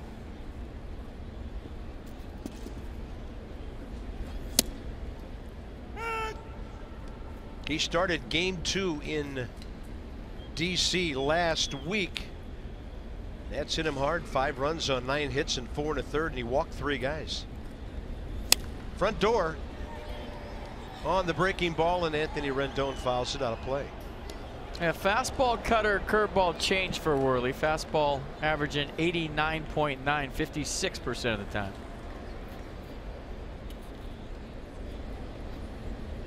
Pretty full box score. Ryan Zimmerman, the star of the show so far.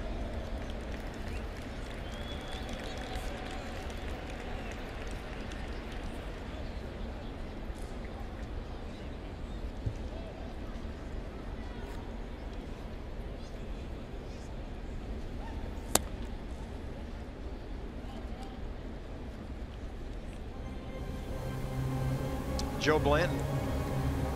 Gio through 5 innings is at 101 pitches.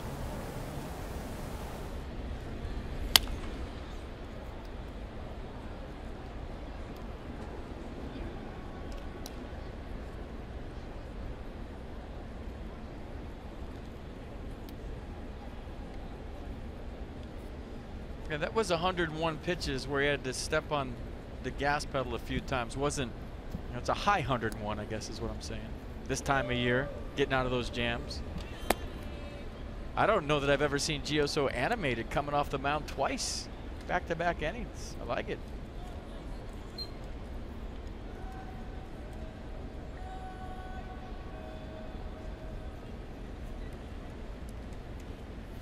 That breaking ball was rolling in there, and Anthony Rendon could not wait long enough. So quick. Home run distance.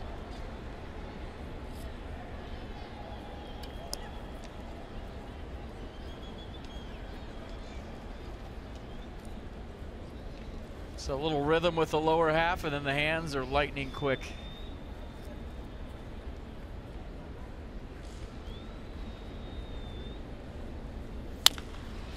That one, tough play, foul. Signaled by Brian O'Nora as Brian Anderson tried to get to it. Ryan Zimmerman went nuts. Dusty Baker still going nuts. And Chris Spire saying this was fair. And they're all looking straight down the line, so.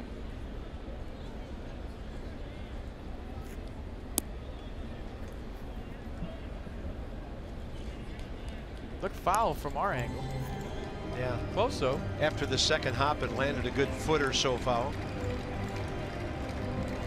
Rendon, Zimmerman, Kendrick, 3-4-5 here in the 6th. 3-6-0 Nats, 0-3-0 Marlins, and Miami's been frustrated. They've stranded 5 runners tonight.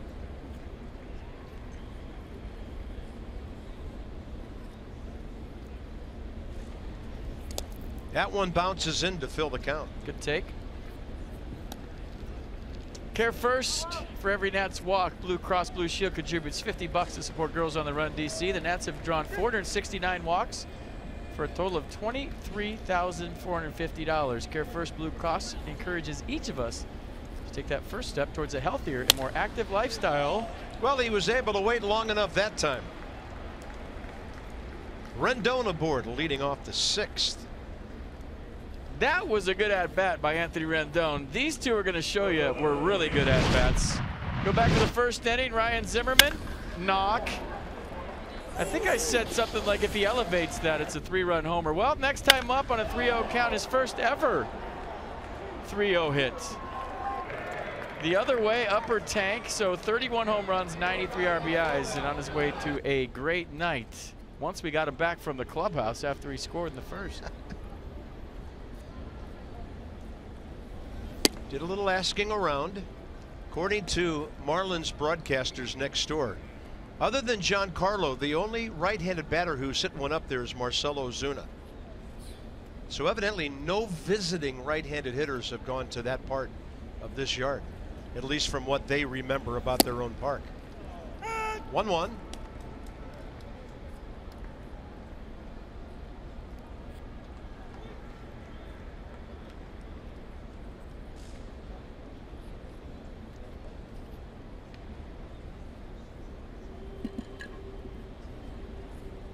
You think Jeter's going to bring back the pinstripes? Just black pinstripes on their unis? No names on the back? Just an M on the left breast? Interesting. Some thought it sacrilegious when the Yankees had to wear the nicknames on the back of their shirts on Players Weekend. First time ever. They had names on their jerseys. Saw Derek last night in the hotel. Said hi to him. How's retirement treating you? And he said, good. I said, oh yeah, just buying baseball teams, huh? Must be nice. 2-2.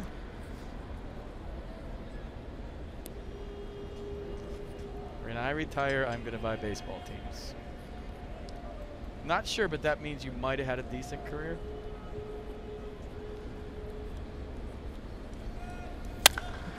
Ryan Zimmerman is making loud sounds tonight in Miami, and now he's 3 for 3. The acoustics in here tonight are just awesome. I mean, if you're a hitter, there's no better sound, and his bat has been extremely loud.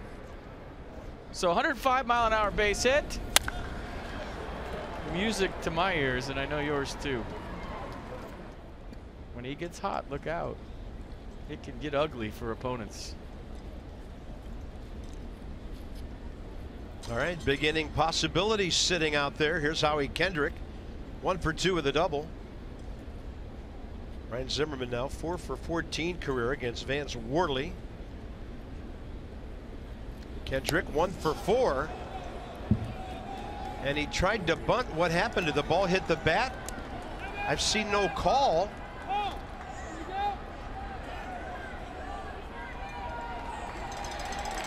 Howie never ran. Paul Immel says, I guess he swung. Nick Lentz was asking, did he go?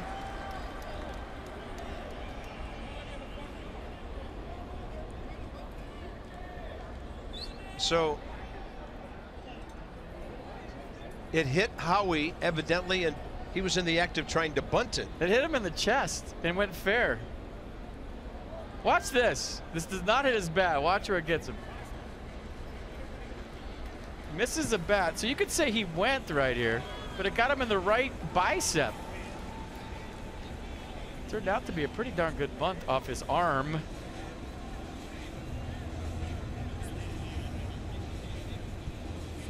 Yeah, I think they have to. I think they have to talk about it. I don't think you can challenge this because it happened in front of the umpire, right? Well, then Rendon, yeah, what do you basically caught going to third. What do you do there? If that's not a dead ball, he's out. Caught stealing.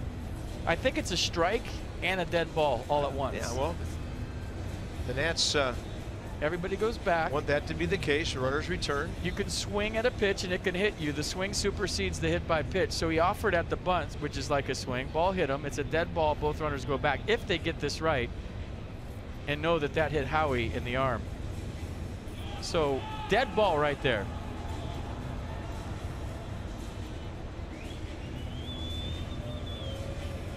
They're still talking, you see down above the score. It's a replay you're seeing on the left. That's not live. Now they're going to say he wasn't swinging and he's hit by the pitch. That's loading wrong. The bases. That's wrong. He offered at that bunt. It's a strike. It's a dead ball. Don Manley's going to get thrown out here. If he's ever got thrown out, it's going to be right here.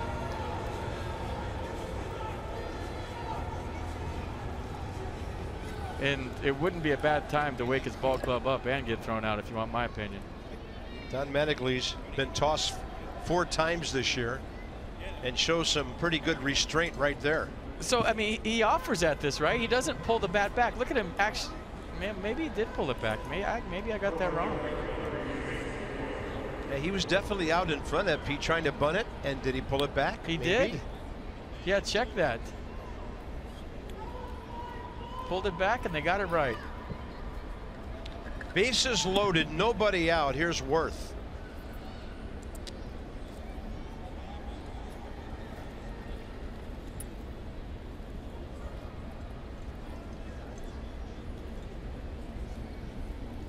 That's on top 3-0, and that could change in a hurry. Strike 1.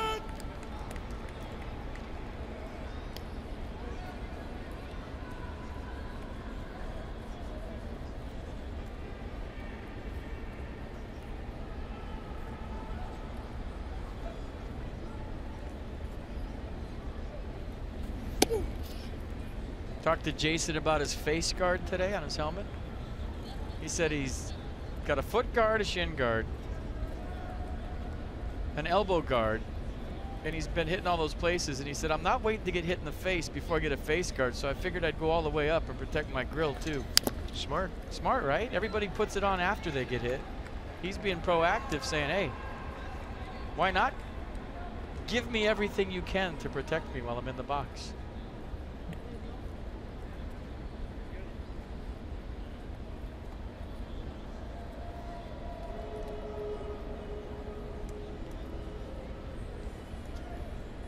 1-2 pitch.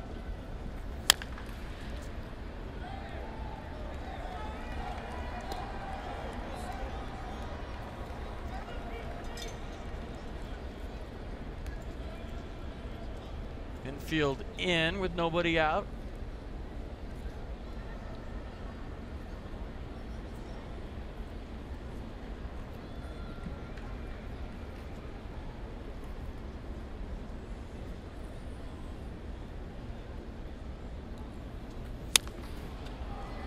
Over the dugout, right side.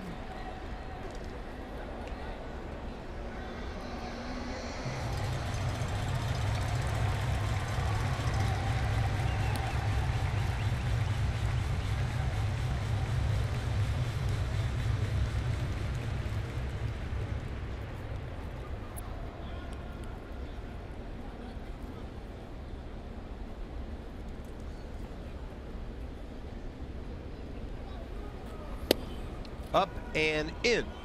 2-2.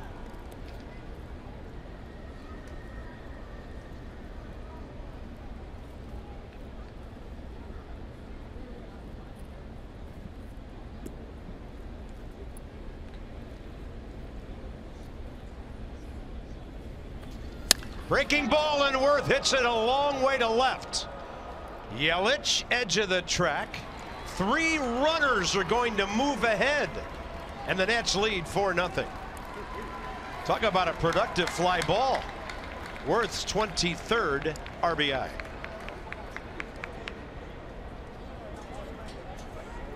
That was a great at-bat by Jason Worth. I think he's frustrated with this ballpark, as he has been for a while now. I knew he missed it. But he'll take the sac fly. Everybody moves up. So like you said, Carp, a real productive out by Jason Worth and a nice at-bat. You got walked. Oh. Sorry about that, folks. I know you want to see it. That's one of the quickest ones I snuffed out this year, and he was still a third of the way down. We did see a couple this year where guys were walked before they ever got near the batter's box. From the on-deck circle, I think Anthony Rendon did a 45-degree angle right to first. For Gio, Adam Lind on deck. Lobaton now. And the Nats a chance, even with 4 innings left to pitch for the bullpen, a chance to give Gio a really big lead here and get him in line big time for his 14th. Lobaton 1 for 2 tonight. Jose's driven in 9 this year.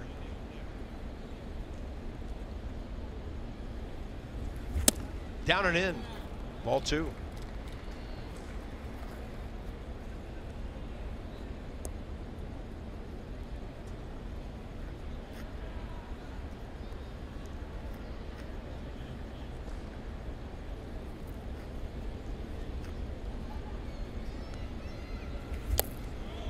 Three and 0.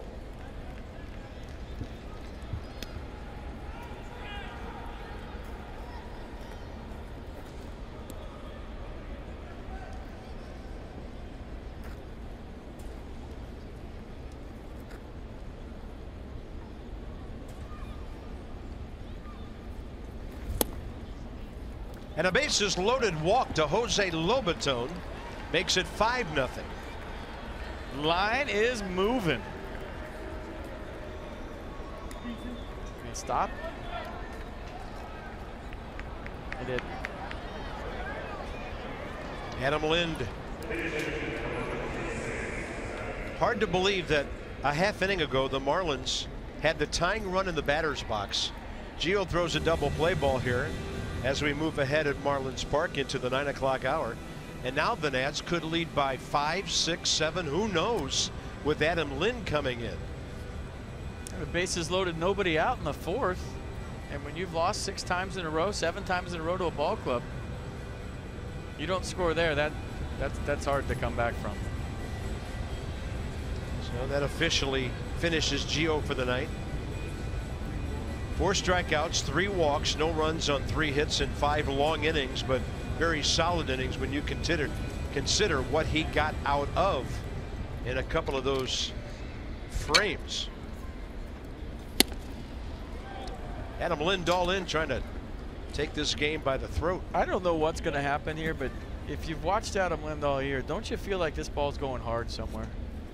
He's hit some of the hardest balls to left field we've seen all year in this series. You're not guaranteeing it, but you just feel it, don't you?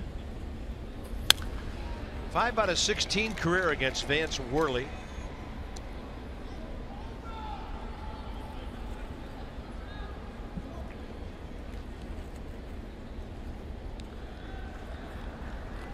Junichi Tazawa for the Marlins.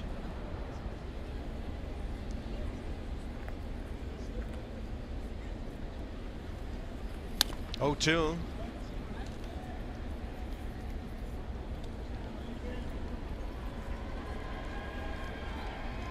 Ridiculous numbers. Yeah. Some of the best pinch hitters in the league in this game. Adam Lind, Ichiro, and Tyler Moore.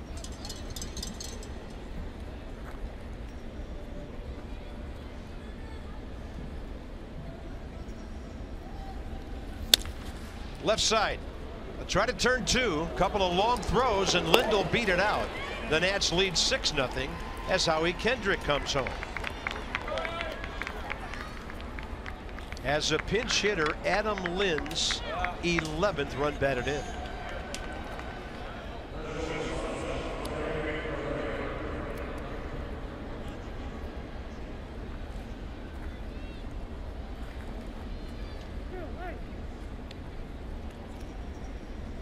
Two outs, Trey Turner.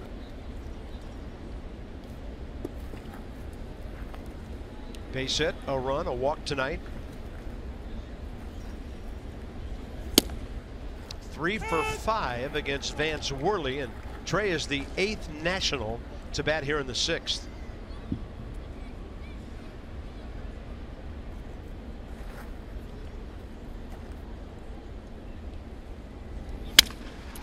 This one to short for Rojas, and he boots it. Still time to get Lind at second.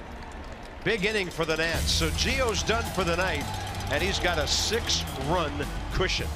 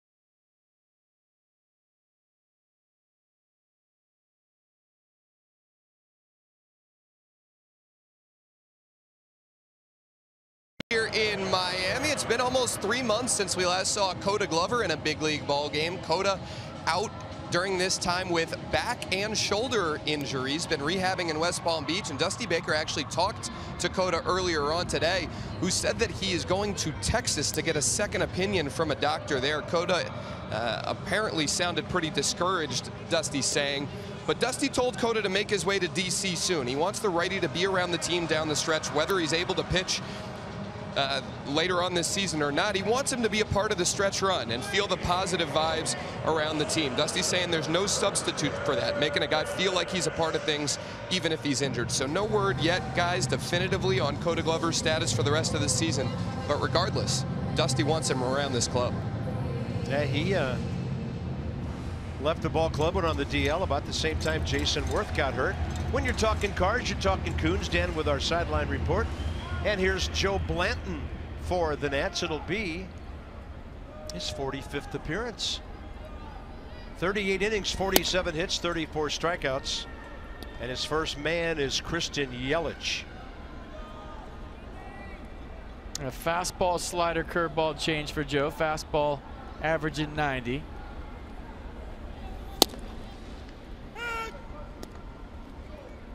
One to Yelich with Ozuna and Real Muto here in the 6th.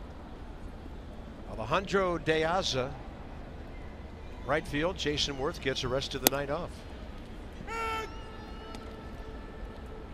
Remember, Jason is still in spring training.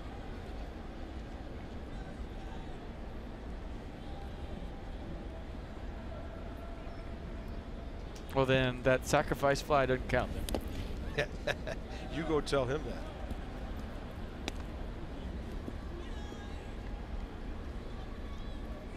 According to the scoreboard here, it's a straight up switch in the number 6 spot.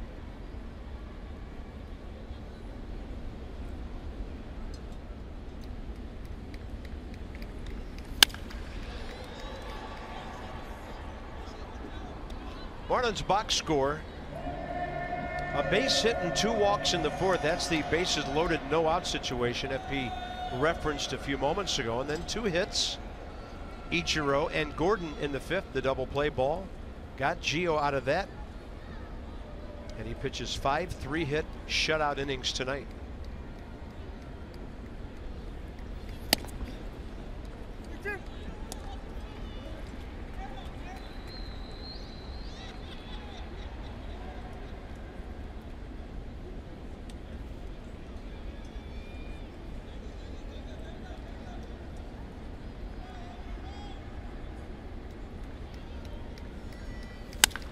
Hard hit and 1 hopper. Wilmer Defoe for the first out. All right, secure your 2046 PNATS tickets right now, or 2018 and half-season ticket plans too. You get this year's pricing for next year's tickets, so don't forget about next year because it's still this year. Visit PotomacNationals.com for next year. Got it. Good.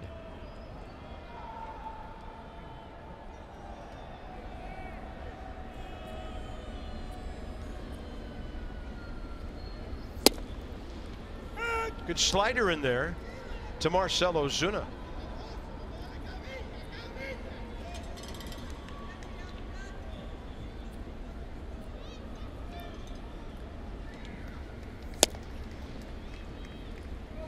Marlins got a run in the 9th last night. That was their first run since the 5th inning on Giancarlo's home run Monday. Strasburg outstanding last night. The bullpen very solid. That's tricky for Trey Turner. He played it off to the side and it scooted by him.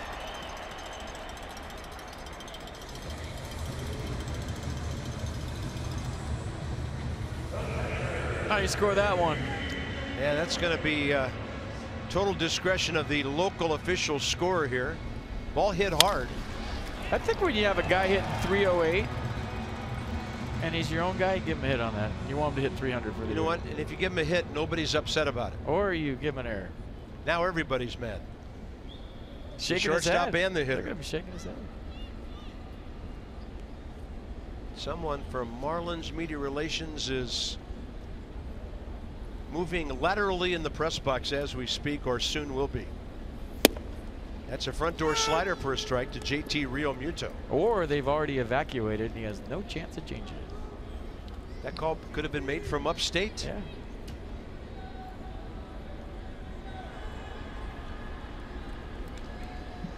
I'm giving it a hit on my scorecard. That's going to be a clean hit. Real Muto, frustrated when he lined out to short last time with the bases loaded, gets a knock this time. Only his 2nd hit in 10 at-bats against the Nats this series. Next up is Tyler Moore.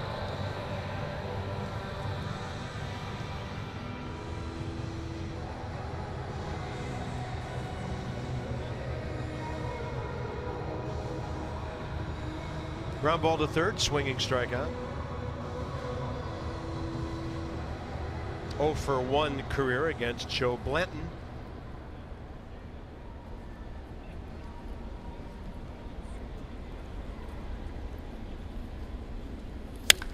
That ball jacked down the line. It's got a chance. Foul ball before it got to the pole at the 344 mark.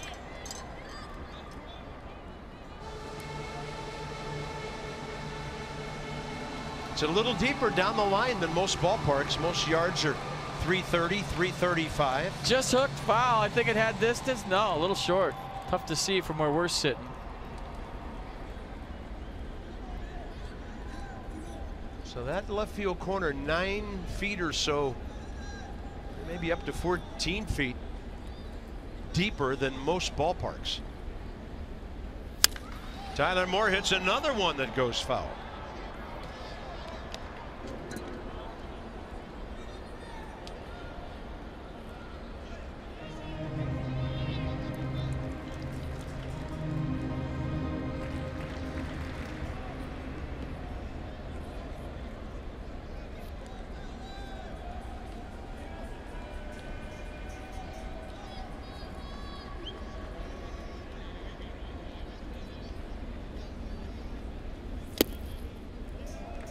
Two sounds, ball skipping into the mitt of Jose Lobaton.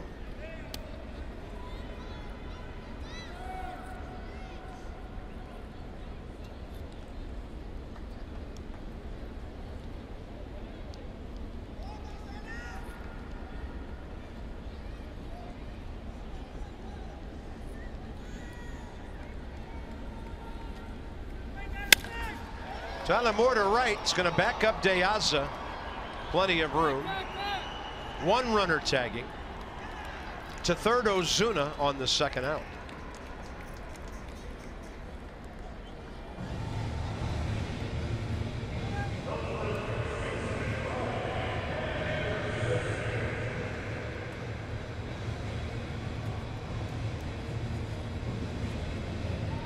If the Marlins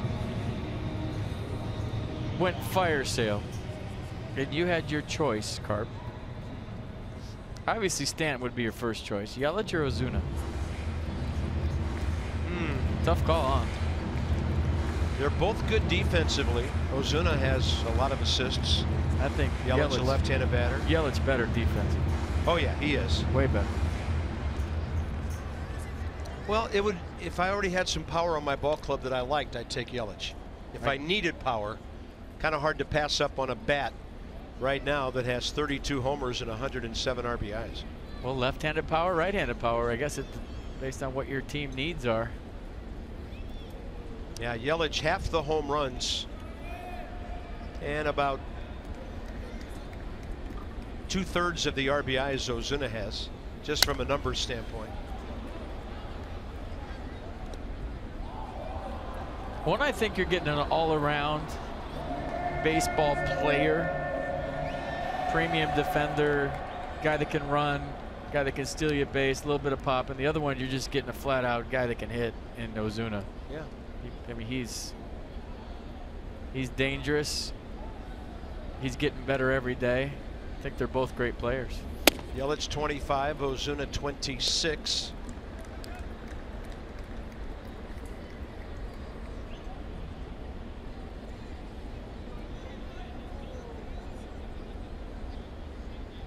Brian Anderson has struck out twice tonight. Once looking 2 innings ago with the bases loaded. That was Gio's 4th and final strikeout. Got the double play ball in the 5th.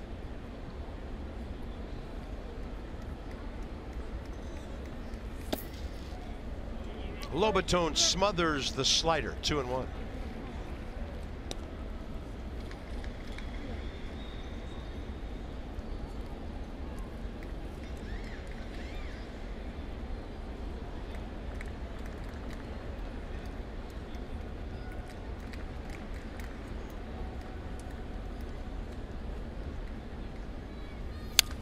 Pitch up.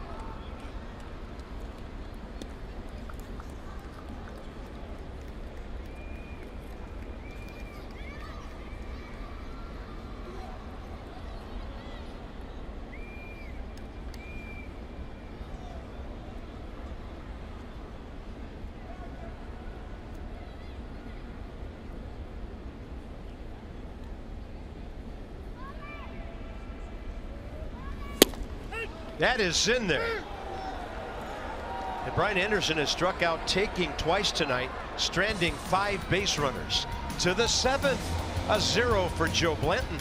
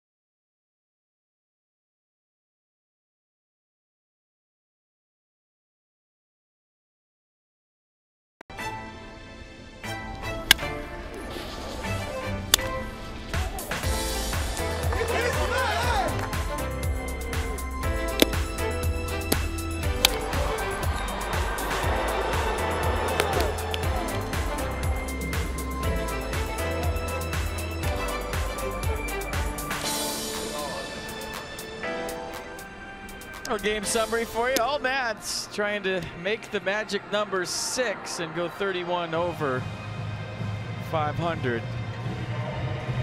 You know, I know it's my 6th grade sense of humor, but I could watch Ryan Zimmerman run in the dugout down the steps all night and just be happy as can be. Endless loop. Junichi Tozawa, the 31-year-old Japanese right-hander for the Marlins. Choose a winning team for your vehicle. Jiffy Lube, for value and convenience. JiffyLubeDC.com. Let's see the numbers. 46 appearance. Fastball, slider, curveball, split. Lots of splits as the out pitch. Fastball 57% of the time at 93 miles an hour on average. Wilmer Difo looks at a strike. Difo 1 for 1 against the right-hander, and Wilmer looking for his first base hit tonight and of the series. He's 0 for 5. Little hesitation there. There's Tomas Telis. He'll be batting 9th on the double switch and playing first base. Tyler Moore double switched out, their pitcher batting 6th.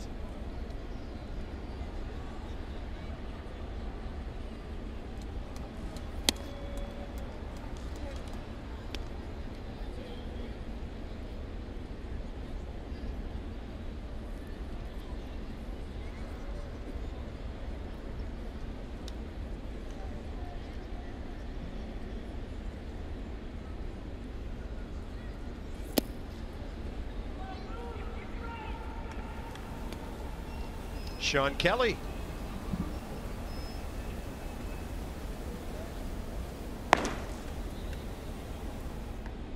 Joe Blanton just had a 21 pitch, 14 strike 6th inning.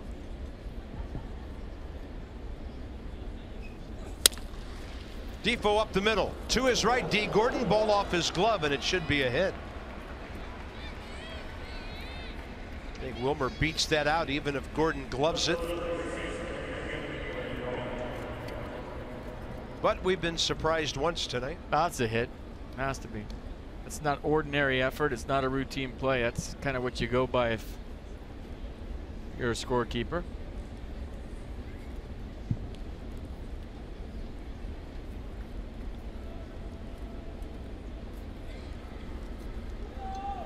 Hit number 9 for the Nats. Anthony Rendon has one.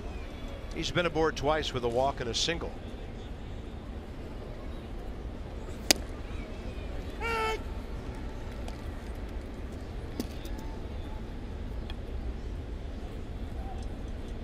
So Anthony in the series, 4 for 10, on base 5 times, a homer, 4 batted in.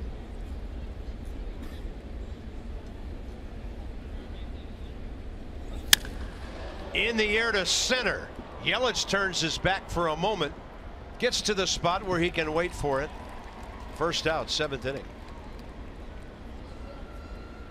Good swing. That's your last game at Marlins Park this year, Anthony. Don't worry about it. Nats Pass returns for the final month of the regular season. 13 September home games for just $65. So Phillies, Braves, Dodgers, and Pirates coming to town. Standing room areas at Nats Park. For a low price, visit nationals.com/NatsPass today. Yeah, kind of a fun night for our fans, isn't it? 6 runs on 9 hits, looking for a sweep.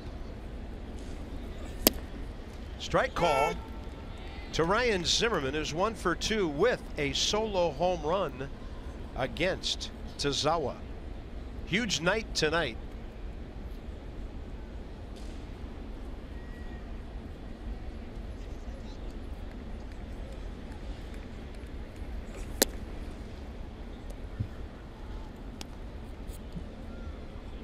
Not that long ago when Ryan had a 4-hit night against this Miami ball club. Hit 2 homers, had another extra base hit, a double and a single. Tonight 2 singles around a homer.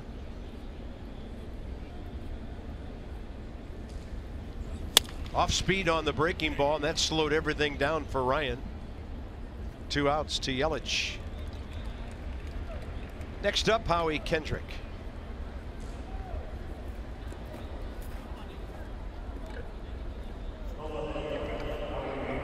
Howie with the bicep bunt last time up. Yeah, and as we looked at the replays, it looked like he was out front for the bunt and did indeed attempt to pull the bat back. Yeah. That side angle showed it best.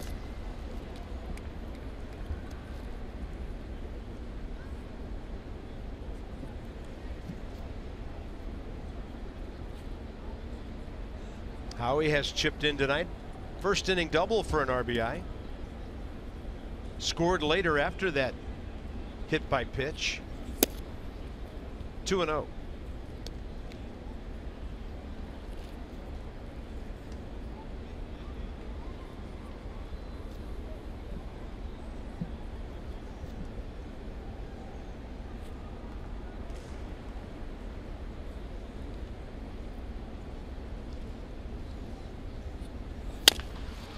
Two hopper to short. Rojas to first. Nationals gone.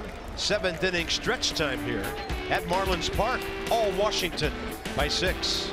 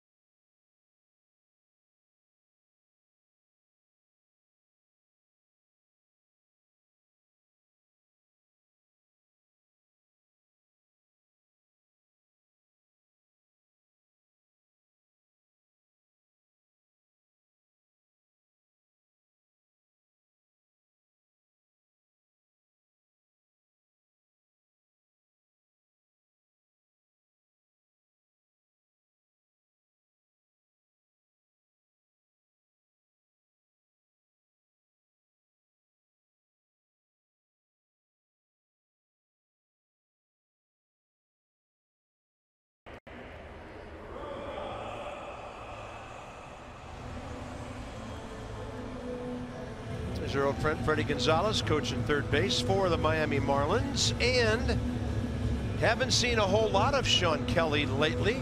He's been back healthy for a couple of weeks. And this will mark his 29th appearance of the year. 25 hits in 23 innings. 23 Ks. He'll face Rojas, Telis, and Gordon, bottom 7. A fastball, low to mid 90s, slider to go with it. And a drive to deep left center, but Taylor is going to cover that ground with no problem. 1 pitch, 1 out.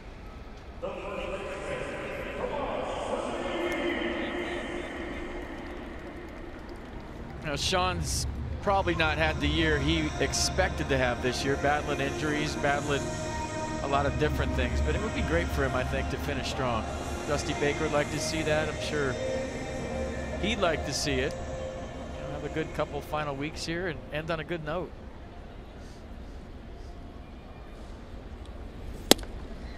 He is signed through next season on a 3-year deal. Faces Tomas Telis for the first time. He went. I'll say this about Sean too. We've got to know him over the last couple of years. There's certain guys, if they're having a rough year, you can't even go near him. Can't talk to him. This guy has not changed one bit all season long, and I think you judge a person, or you used to judge teammates, by how they deal with adversity, and some guys don't deal with it well. This guy's always had a smile on his face all year long, talks to us every single day, jokes with us every day, and that's not easy to do as a professional baseball player when you're not having the season you expected to have. So, you know, he showed us more about the kind of guy he is this year than anything, and I think that's important. When you retire and you're done playing, the first thing that other players ask is, what kind of teammate was he, what kind of guy was he? And check both boxes for Sean Kelly. He's a fantastic person and a great teammate. There's an old saying I once heard from Ralph Kiner about certain guys. Ralph said he never said hello till it was time to say goodbye. Right. You don't want to be one of those guys. No, I mean, there's happy hit guys. They go for 4 and, you know, you win and they're sulking in their locker. There's guys you know exactly what their batting average is based on how they act in the clubhouse. There's pitchers you know what their ERA is just by when they walk in the clubhouse. And, you know, the true professionals, they're the same way every single day. They check in, they check out. And you might be thinking, well, they're big leaguers, FP. They make a lot of money. Why wouldn't they? Well, hey, it's not always the case. Trust me. 2-2. Telis drills one up the middle, and Trey Turner is going to lay out and sell out for a fantastic catch. What a play. The range of Trey Turner. We've talked about it all season long. He's not just fast on the base pass or in center field. He's quick at shortstop too. Look at him taking those short, choppy steps, laying out for it. Sean Kelly appreciates it. Nice play by Trey Turner to take a hit away. And then Sean enjoyed looking up and watching the replay as well. Here's D. Gordon, 1 for 3 tonight with a bunt base hit.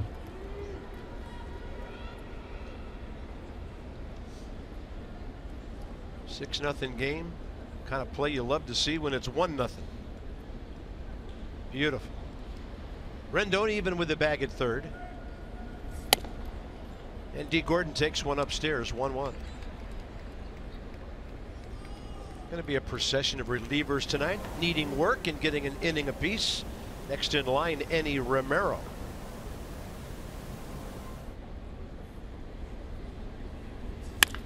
And Gordon, a fly ball to left for Howie Kendrick. Nice inning for Sean Kelly on 10 pitches. A 1-2-3-7. Nats cruising, smelling a sweep.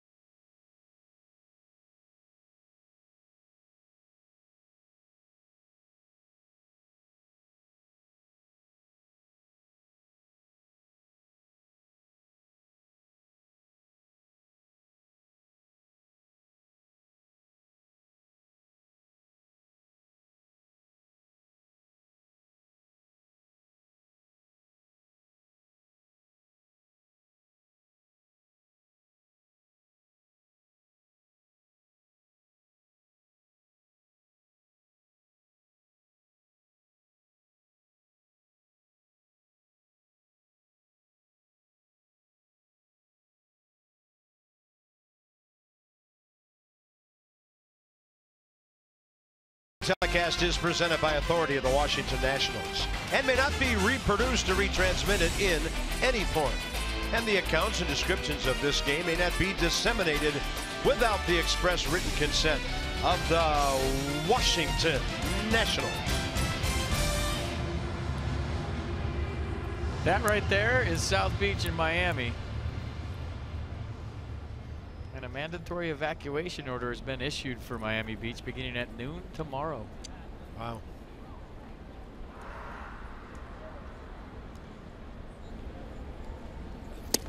Marlins are headed to Atlanta. This has turned into a family trip for them. A lot of the players and staff will be taking their families with them to Atlanta and Philly to get out of the Miami area. And for that matter, the Nats as well, the ones down here, right? The Nat family here locally joining us in DC. We just wish Don Mattingly and their entire organization the very best in safety.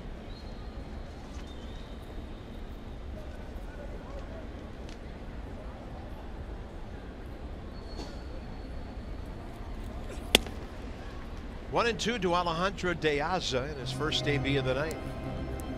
Tazawa out there for another inning.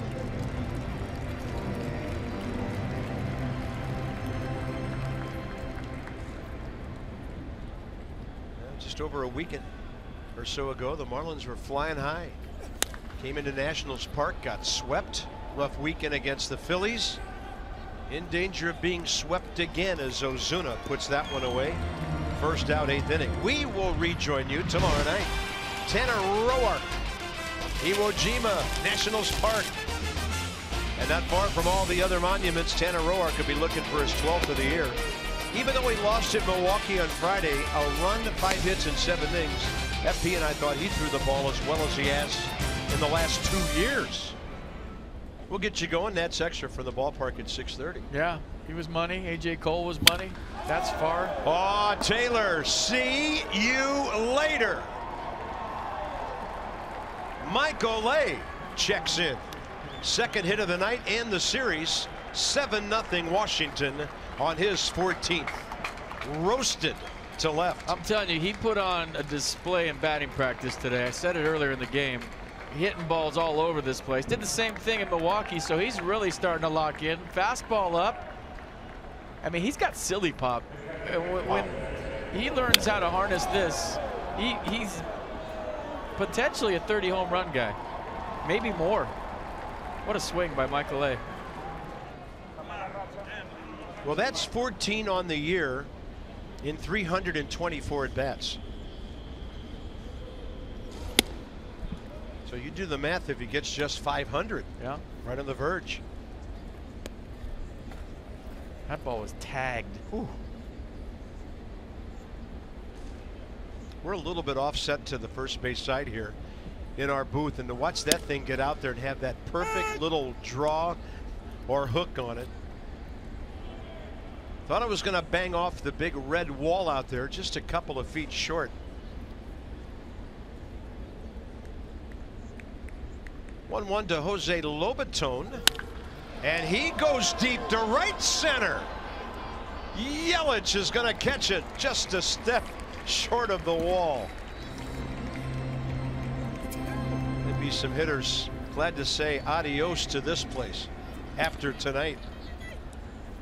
This ball's out of any ballpark. You hit it here. This is where the big boys go. Fastball a little above the belt, actually.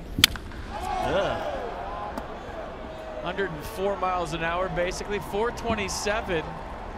Launch angle 25 degrees. I think Zim's was 427. Same exact distance, and StatCast is stuck on that number. Did you hear the O's? They were so audible on contact there. That was the Nats dugout. Maybe we can hear that again one more time. That was cool. Dusty usually leading that verbal charge. 7 on 10 hits for the Nats tonight. And they're now 9 home runs away from 200. Curveball hangs up and into Rowdy Reed. Had his first big league hit here 2 nights ago. Bouncer, high chopper off the pitcher's glove.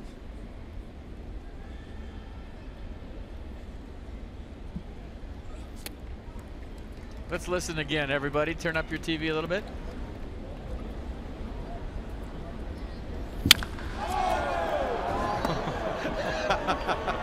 That's good stuff.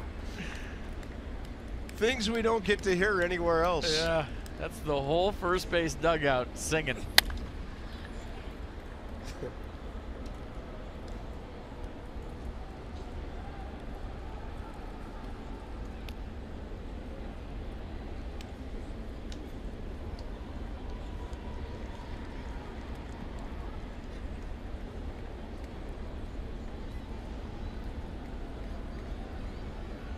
One and two to the young catcher.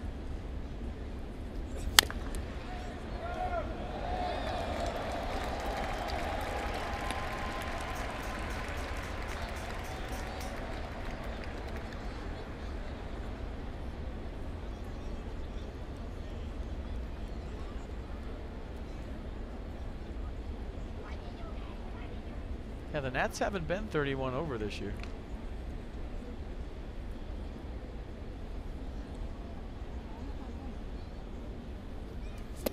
And a big hook strikes him out. Nats done in the 8th, but Michael A. Taylor makes this ballpark come alive with some kind of home run.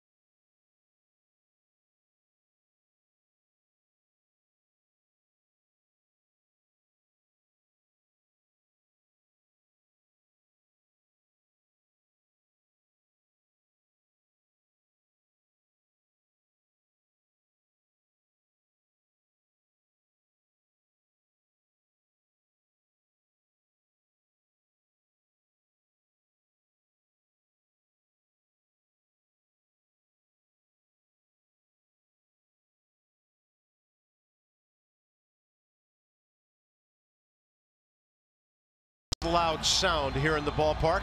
So the Nats on top 7-0 with authority, staring a sweep in the face and a possible magic number of just a half dozen. You know, I talked to Dusty Baker around the cage today and I said 30 games over, 17 games up. You got to be feeling great about this. You're getting close to popping bottles. He said, why not 40 games over 500? Why not 20 games up? So that's the mentality he has. He's not done yet, and he's telling the guys as much, and you can see it. They could have just showed up tonight, right? Yeah. Who cares about a sweep against the Marlins? Let's just get home, and this is what you get, 7-0. Well, and some ball clubs have found out in years past, it's not a switch you can just turn off and then turn on. You're right. Middle of September, the third week, or even into October. Got to keep playing. This long season, even when you're way ahead, is still a test of your commitment and your endurance. This ought to be fun. Eddie Romero, his high 90s heater, and Giancarlo Stanton as we come around to the bottom of the 8th.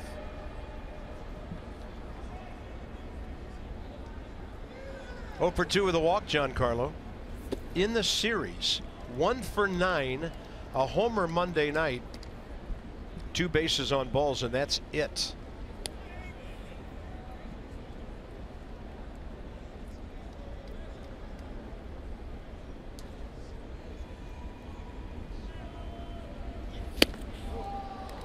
And the big fella airing it out, the one on the mound and in the batter's box. Well, he's made no bones about it. He wants to hit 60. He thinks it would be an awesome honor to be in that club. He said it publicly, and he's trying to do it.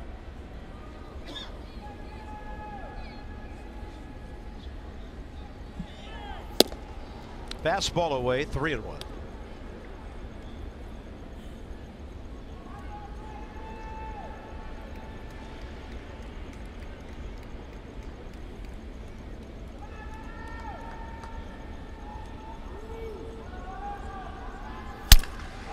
That's a broken bat. Everybody over by the third base dugout wants it too.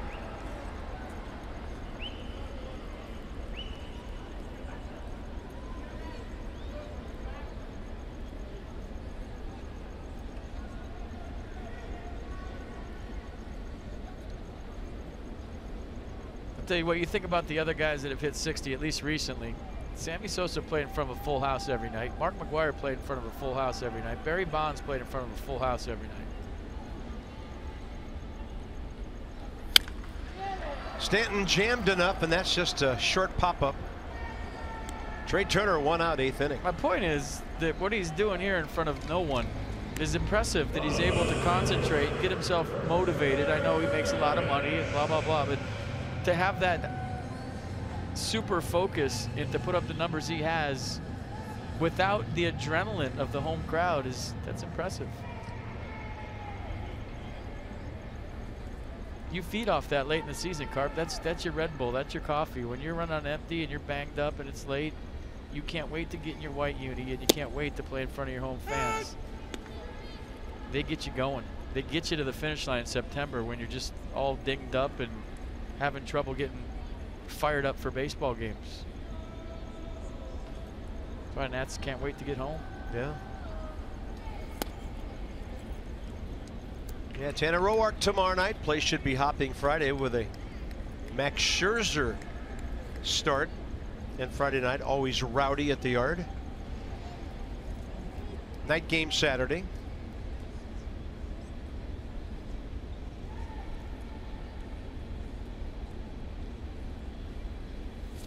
Swing and a miss. You know, we loved our home fans in Montreal when they came, but we couldn't wait to get on the road to play in front of people and get that adrenaline going and run out of the dugout at 6:45 to loosen up and see 30,000 people, 40,000 people in the stands. Even get you going as a visiting player when you're not used to having people in your own ballpark. And this tonight and this series and even a couple other times we were here this year reminds me of Montreal. Mm-hmm.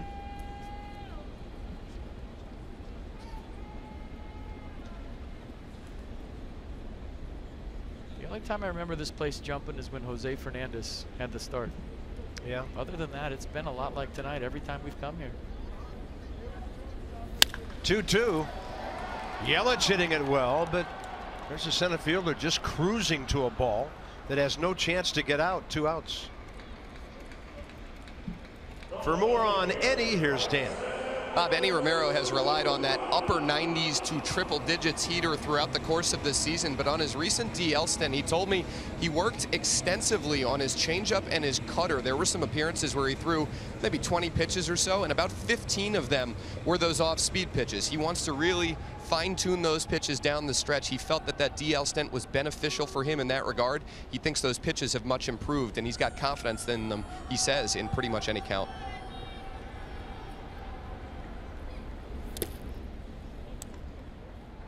Marcell Ozuna stepping in. 0 for 2 tonight.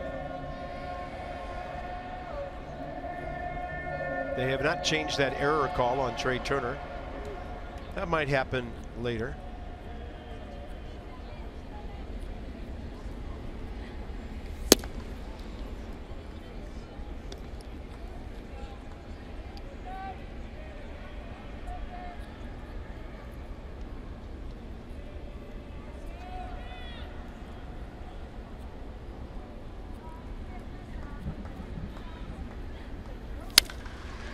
And this one to center for Taylor.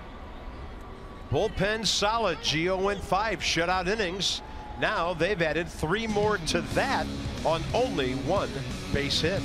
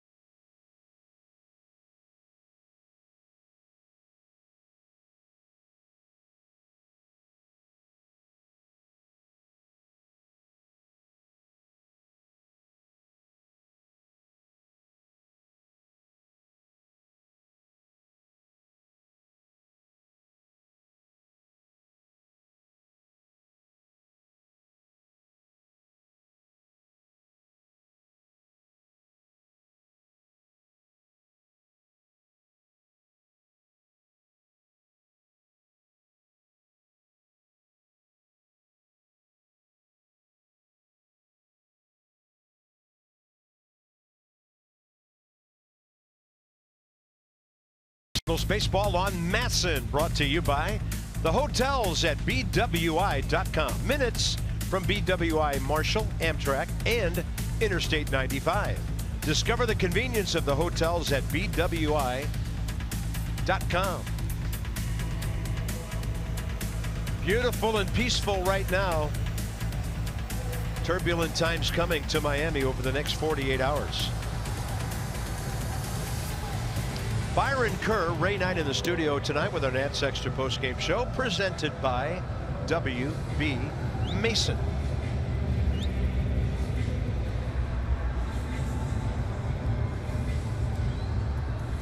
Lefty Justin Nicolino. So Trey Turner just got done with all that fun stuff over in the on-deck circle, and he's going to step in against the lefty here. Trey tonight, 1 for 3 and a walk.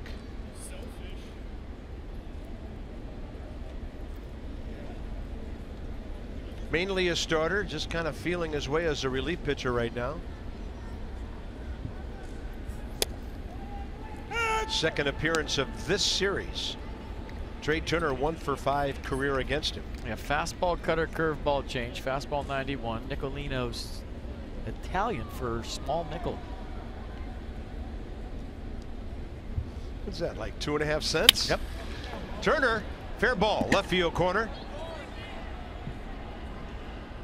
Ozuna digs it out, and Trey Turner will turn that around to a 2 for 4 night, 3 times on base. And a good way to finish the series because he was 0 for 8.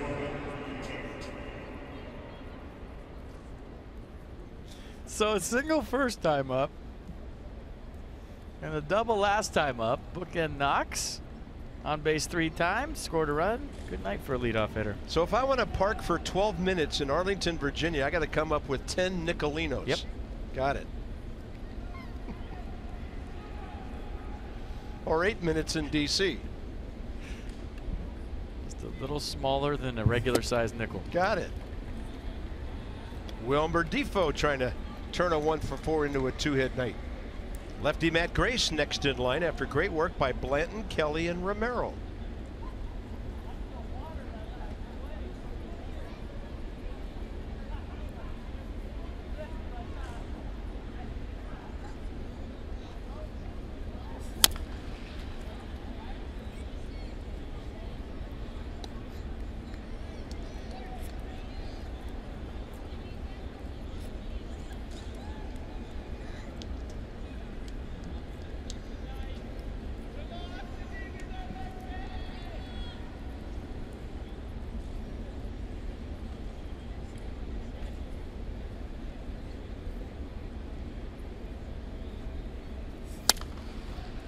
Telling you, this is so weird because the Marlins were the talk of baseball before that last series at Nats Park. They had won 13 to 16.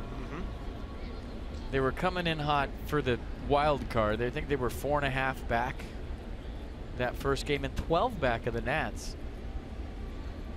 It's just hard to win when you don't have lockdown starting pitching every night because you got to slug, and the slugging thing can be neutralized. As we saw, they faced Max the first night, right? He went right after Giancarlo, struck him out, got a double play ball, struck him out a few times. And then all of a sudden your hottest hitter not hot, he's carrying the ball club, and then you got to score 5 or 6 runs to win every night. It's hard. I mean, you look at the faces right now. These guys are guys that are playing out the string now because that's all they got left. Well, reminds me of the early days of the Nats. Had some pretty good offense. You just never knew you were going to win when you drove to the ballpark. Plus, now you have that feeling like 3 or 4 out of every 5 nights. Right. Well, plus they probably got a lot on their mind right now too. Talk about tonight. Marlins have had a lot to handle. Yeah. Over the last year and a month. I think it's important for baseball to have success down here.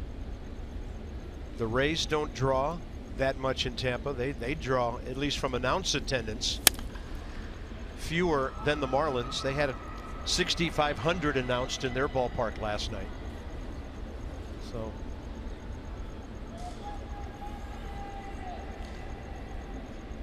I think the entire Miami organization will be one of the most interesting stories in baseball to watch over the next 2 to 3 years. New ownership when it gets approved, and where do they go from there?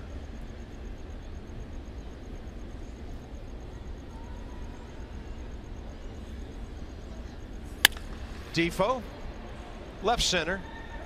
Yelich cruising to it. Turner tagging. Trey will go to third as Christian Yelich just loops one in. So he's at third base with one out. And an RBI opportunity for Anthony Rendon.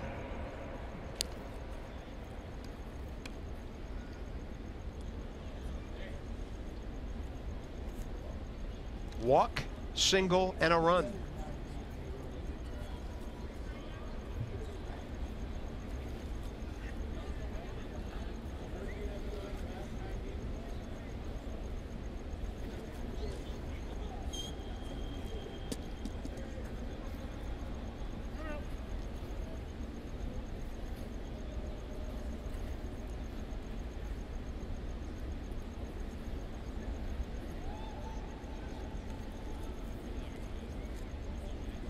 Infield in. Anthony Rendon sitting on 90 RBIs.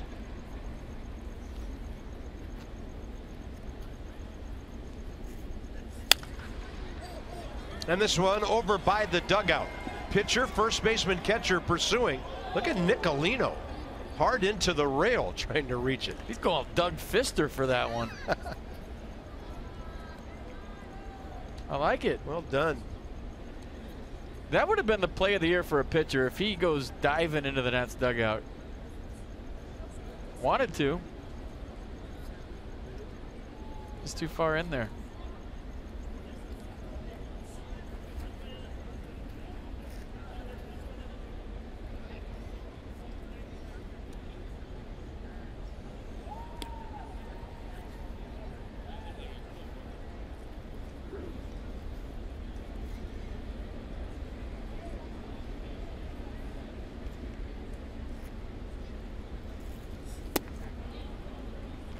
Well, if you want to drive in 100, this is a big at bat.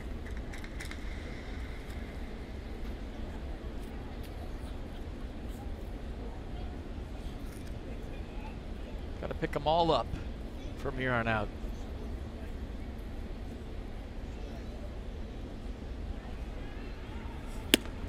"23 ball games after tonight. Nats about to come home for a week and a half. That'll be welcome. Haven't been home too much lately. That last homestand just came and went like nothing. My pet turtle doesn't even talk to me anymore.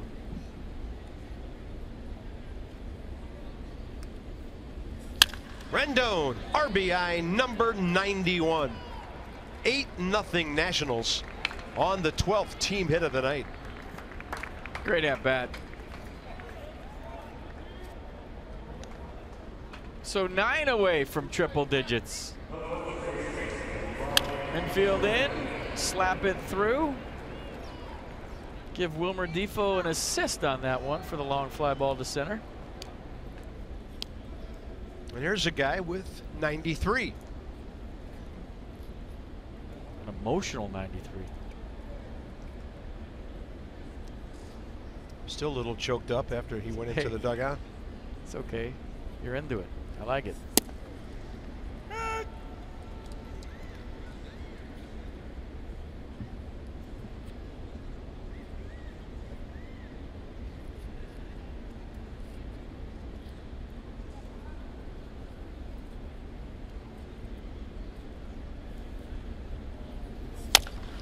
And off the end of the bat, a tapper to the mound. Nicolino, no play at second. And that's on to Taylor for the second out.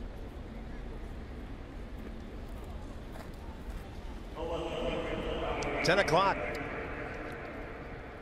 Maybe about 5 hours from now, hopefully less, the Nats will be landing in our nation's capital and getting ready for a 4-game series with the Phillies starting tomorrow night.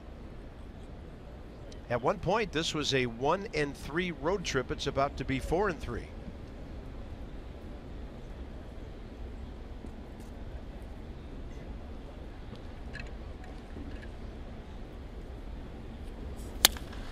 This one to short from Howie Kendrick.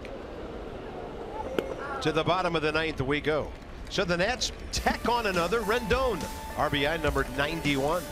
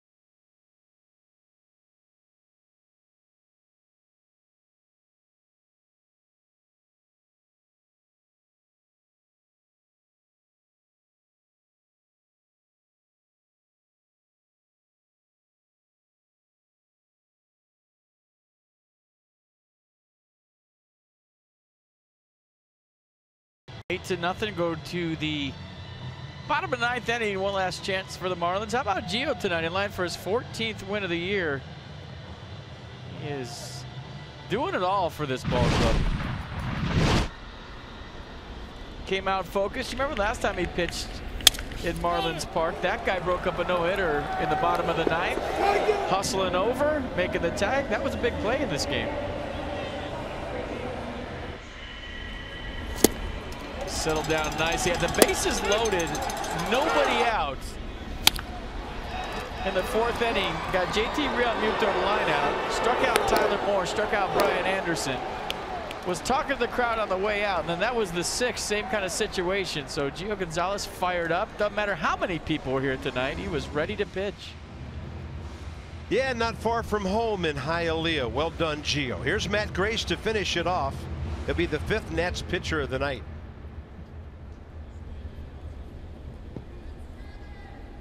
35th appearance, 46 hits in 43 innings. And his first batter is JT Realmuto.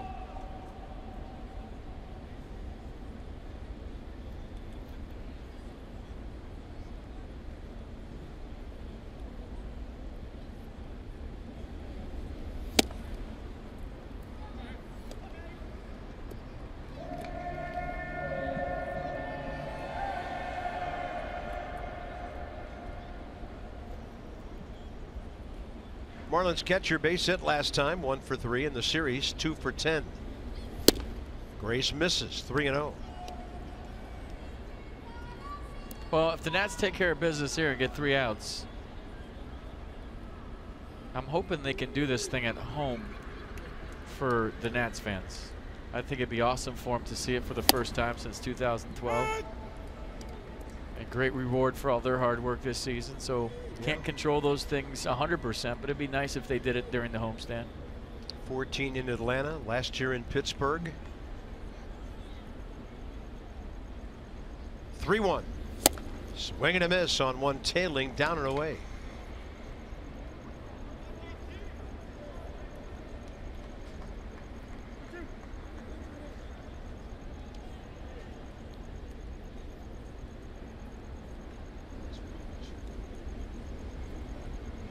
Three-two. Hot shot between Rendon and Turner, and Realmuto salvages a 2 for 4 night. Follow Masson Nationals on Twitter for the latest giveaways, team news, and all access segments from Masson. Masson Nationals on Twitter.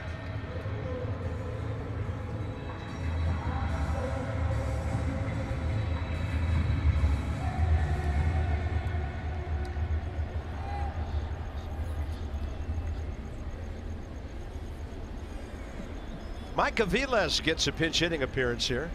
Pitcher spot. First AB of this series for the 36-year-old infielder. Marlins signed him early May as a minor league free agent. 262 career hitter, 10th year in the big leagues. Royals, Red Sox, Indians, Tigers, and Marlins.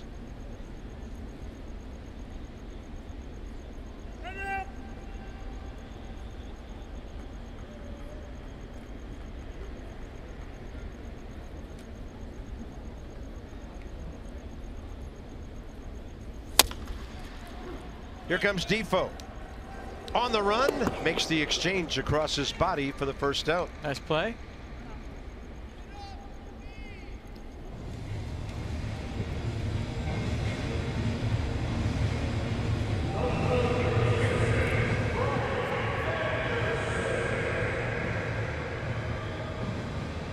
Ron Anderson, 3 Ks tonight. He took a strike. Gio got him in the 4th with the bases loaded, and then he took another one with 2 men aboard in the 6th.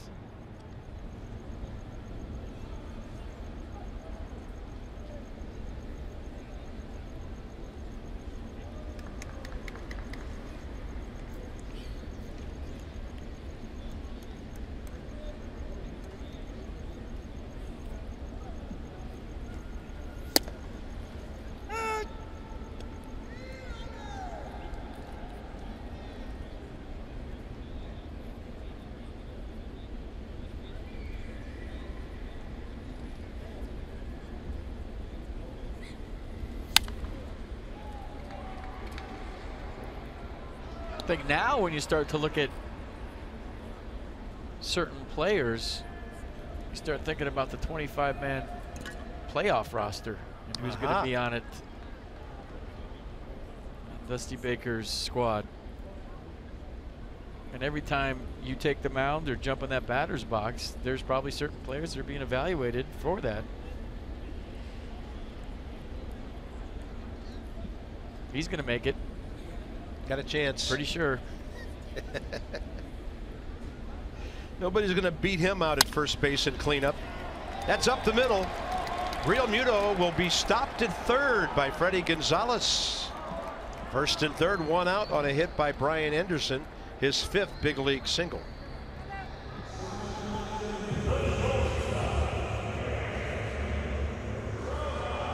Miguel Rojas now, runners at the corners, 1 out. You know, and as a bench player, Carp, or a member of the bullpen, or even a starting pitcher, if you're a 4 or 5, you start to think about that, and you're fully aware that, you know, the roster is going to be trimmed down to the 25 guys that are best help you going to beat whoever. So if it's the Cubs, you know, you get it on paper, the Cubs bench, you know, how many lefties, righties, starting pitching, bullpen, who we need to face this guy late, you know, all that stuff. If you're a borderline guy, on how that roster is going to be shaped for the first round, and then you can reshape it if you move forward.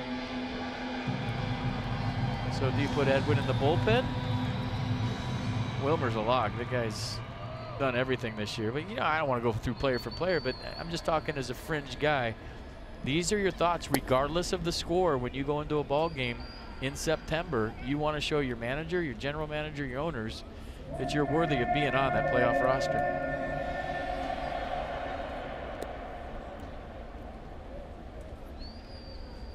Yeah, there'll be a fodder for a lot of conversation over the next couple of weeks. 2-0, Zimmerman picks it. And that's a double play. Caught the ball in the air, game over. See ya. Ryan Anderson took off and Ryan Zimmerman caught the ball in the air, and in exactly 3 hours. And the Marlins wondering if that ball skipped into Zimmerman's glove, but they used their challenge back in the 3rd inning. So everybody's slow to exit the field here. For now, the game is over. I think you read Don Mattingly's lips. He said, I know it's not a big deal, but I thought that ball hit the ground. Ooh, looks like Paul Emmel might agree. Yeah, he said it's no catch. You could read his lips. It was a no catch. Hold on. Hold on.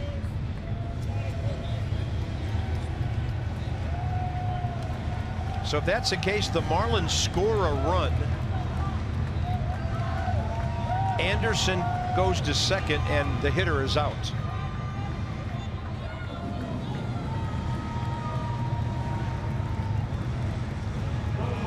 Couldn't tell there. It looked like he caught it from that angle. When I first saw it with the naked eye, I thought it skipped, but we do have a better view of that here at our ballpark. That's an impossible call for us to make. So anyway, Rojas will get an RBI ground ball. Real Muto scores, and it's 8-1. Tomas Telis will get another at bat here. Brian's wife and kids appreciate the effort right there. Trying to get home 5 minutes earlier. I like it. Tried to sell it. He has become a very good salesman over there on Bang Bang Plays, hasn't he? We noticed that last year.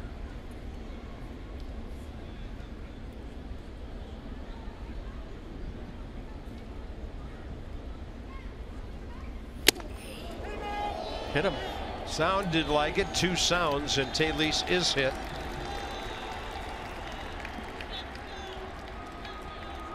Well, you're just glad in a situation like this he was able to get out of the way. Yeah.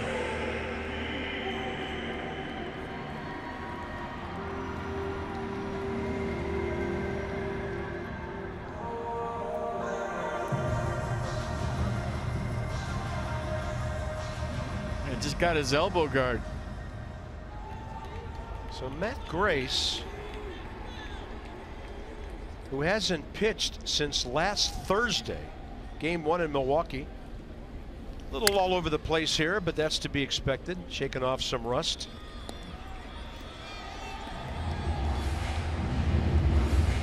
So D. Gordon gets a 5th at bat. He's 1 for 4. 166 hits. 3rd most in the league. He has his 12th bunt base hit tonight. And the fans that have stuck around, they want to see the guy who's on deck bat one more time. Out to second, Defoe on the charge. Game over. So in 3 hours and 3 minutes, the Nats take care of business and sweep Miami.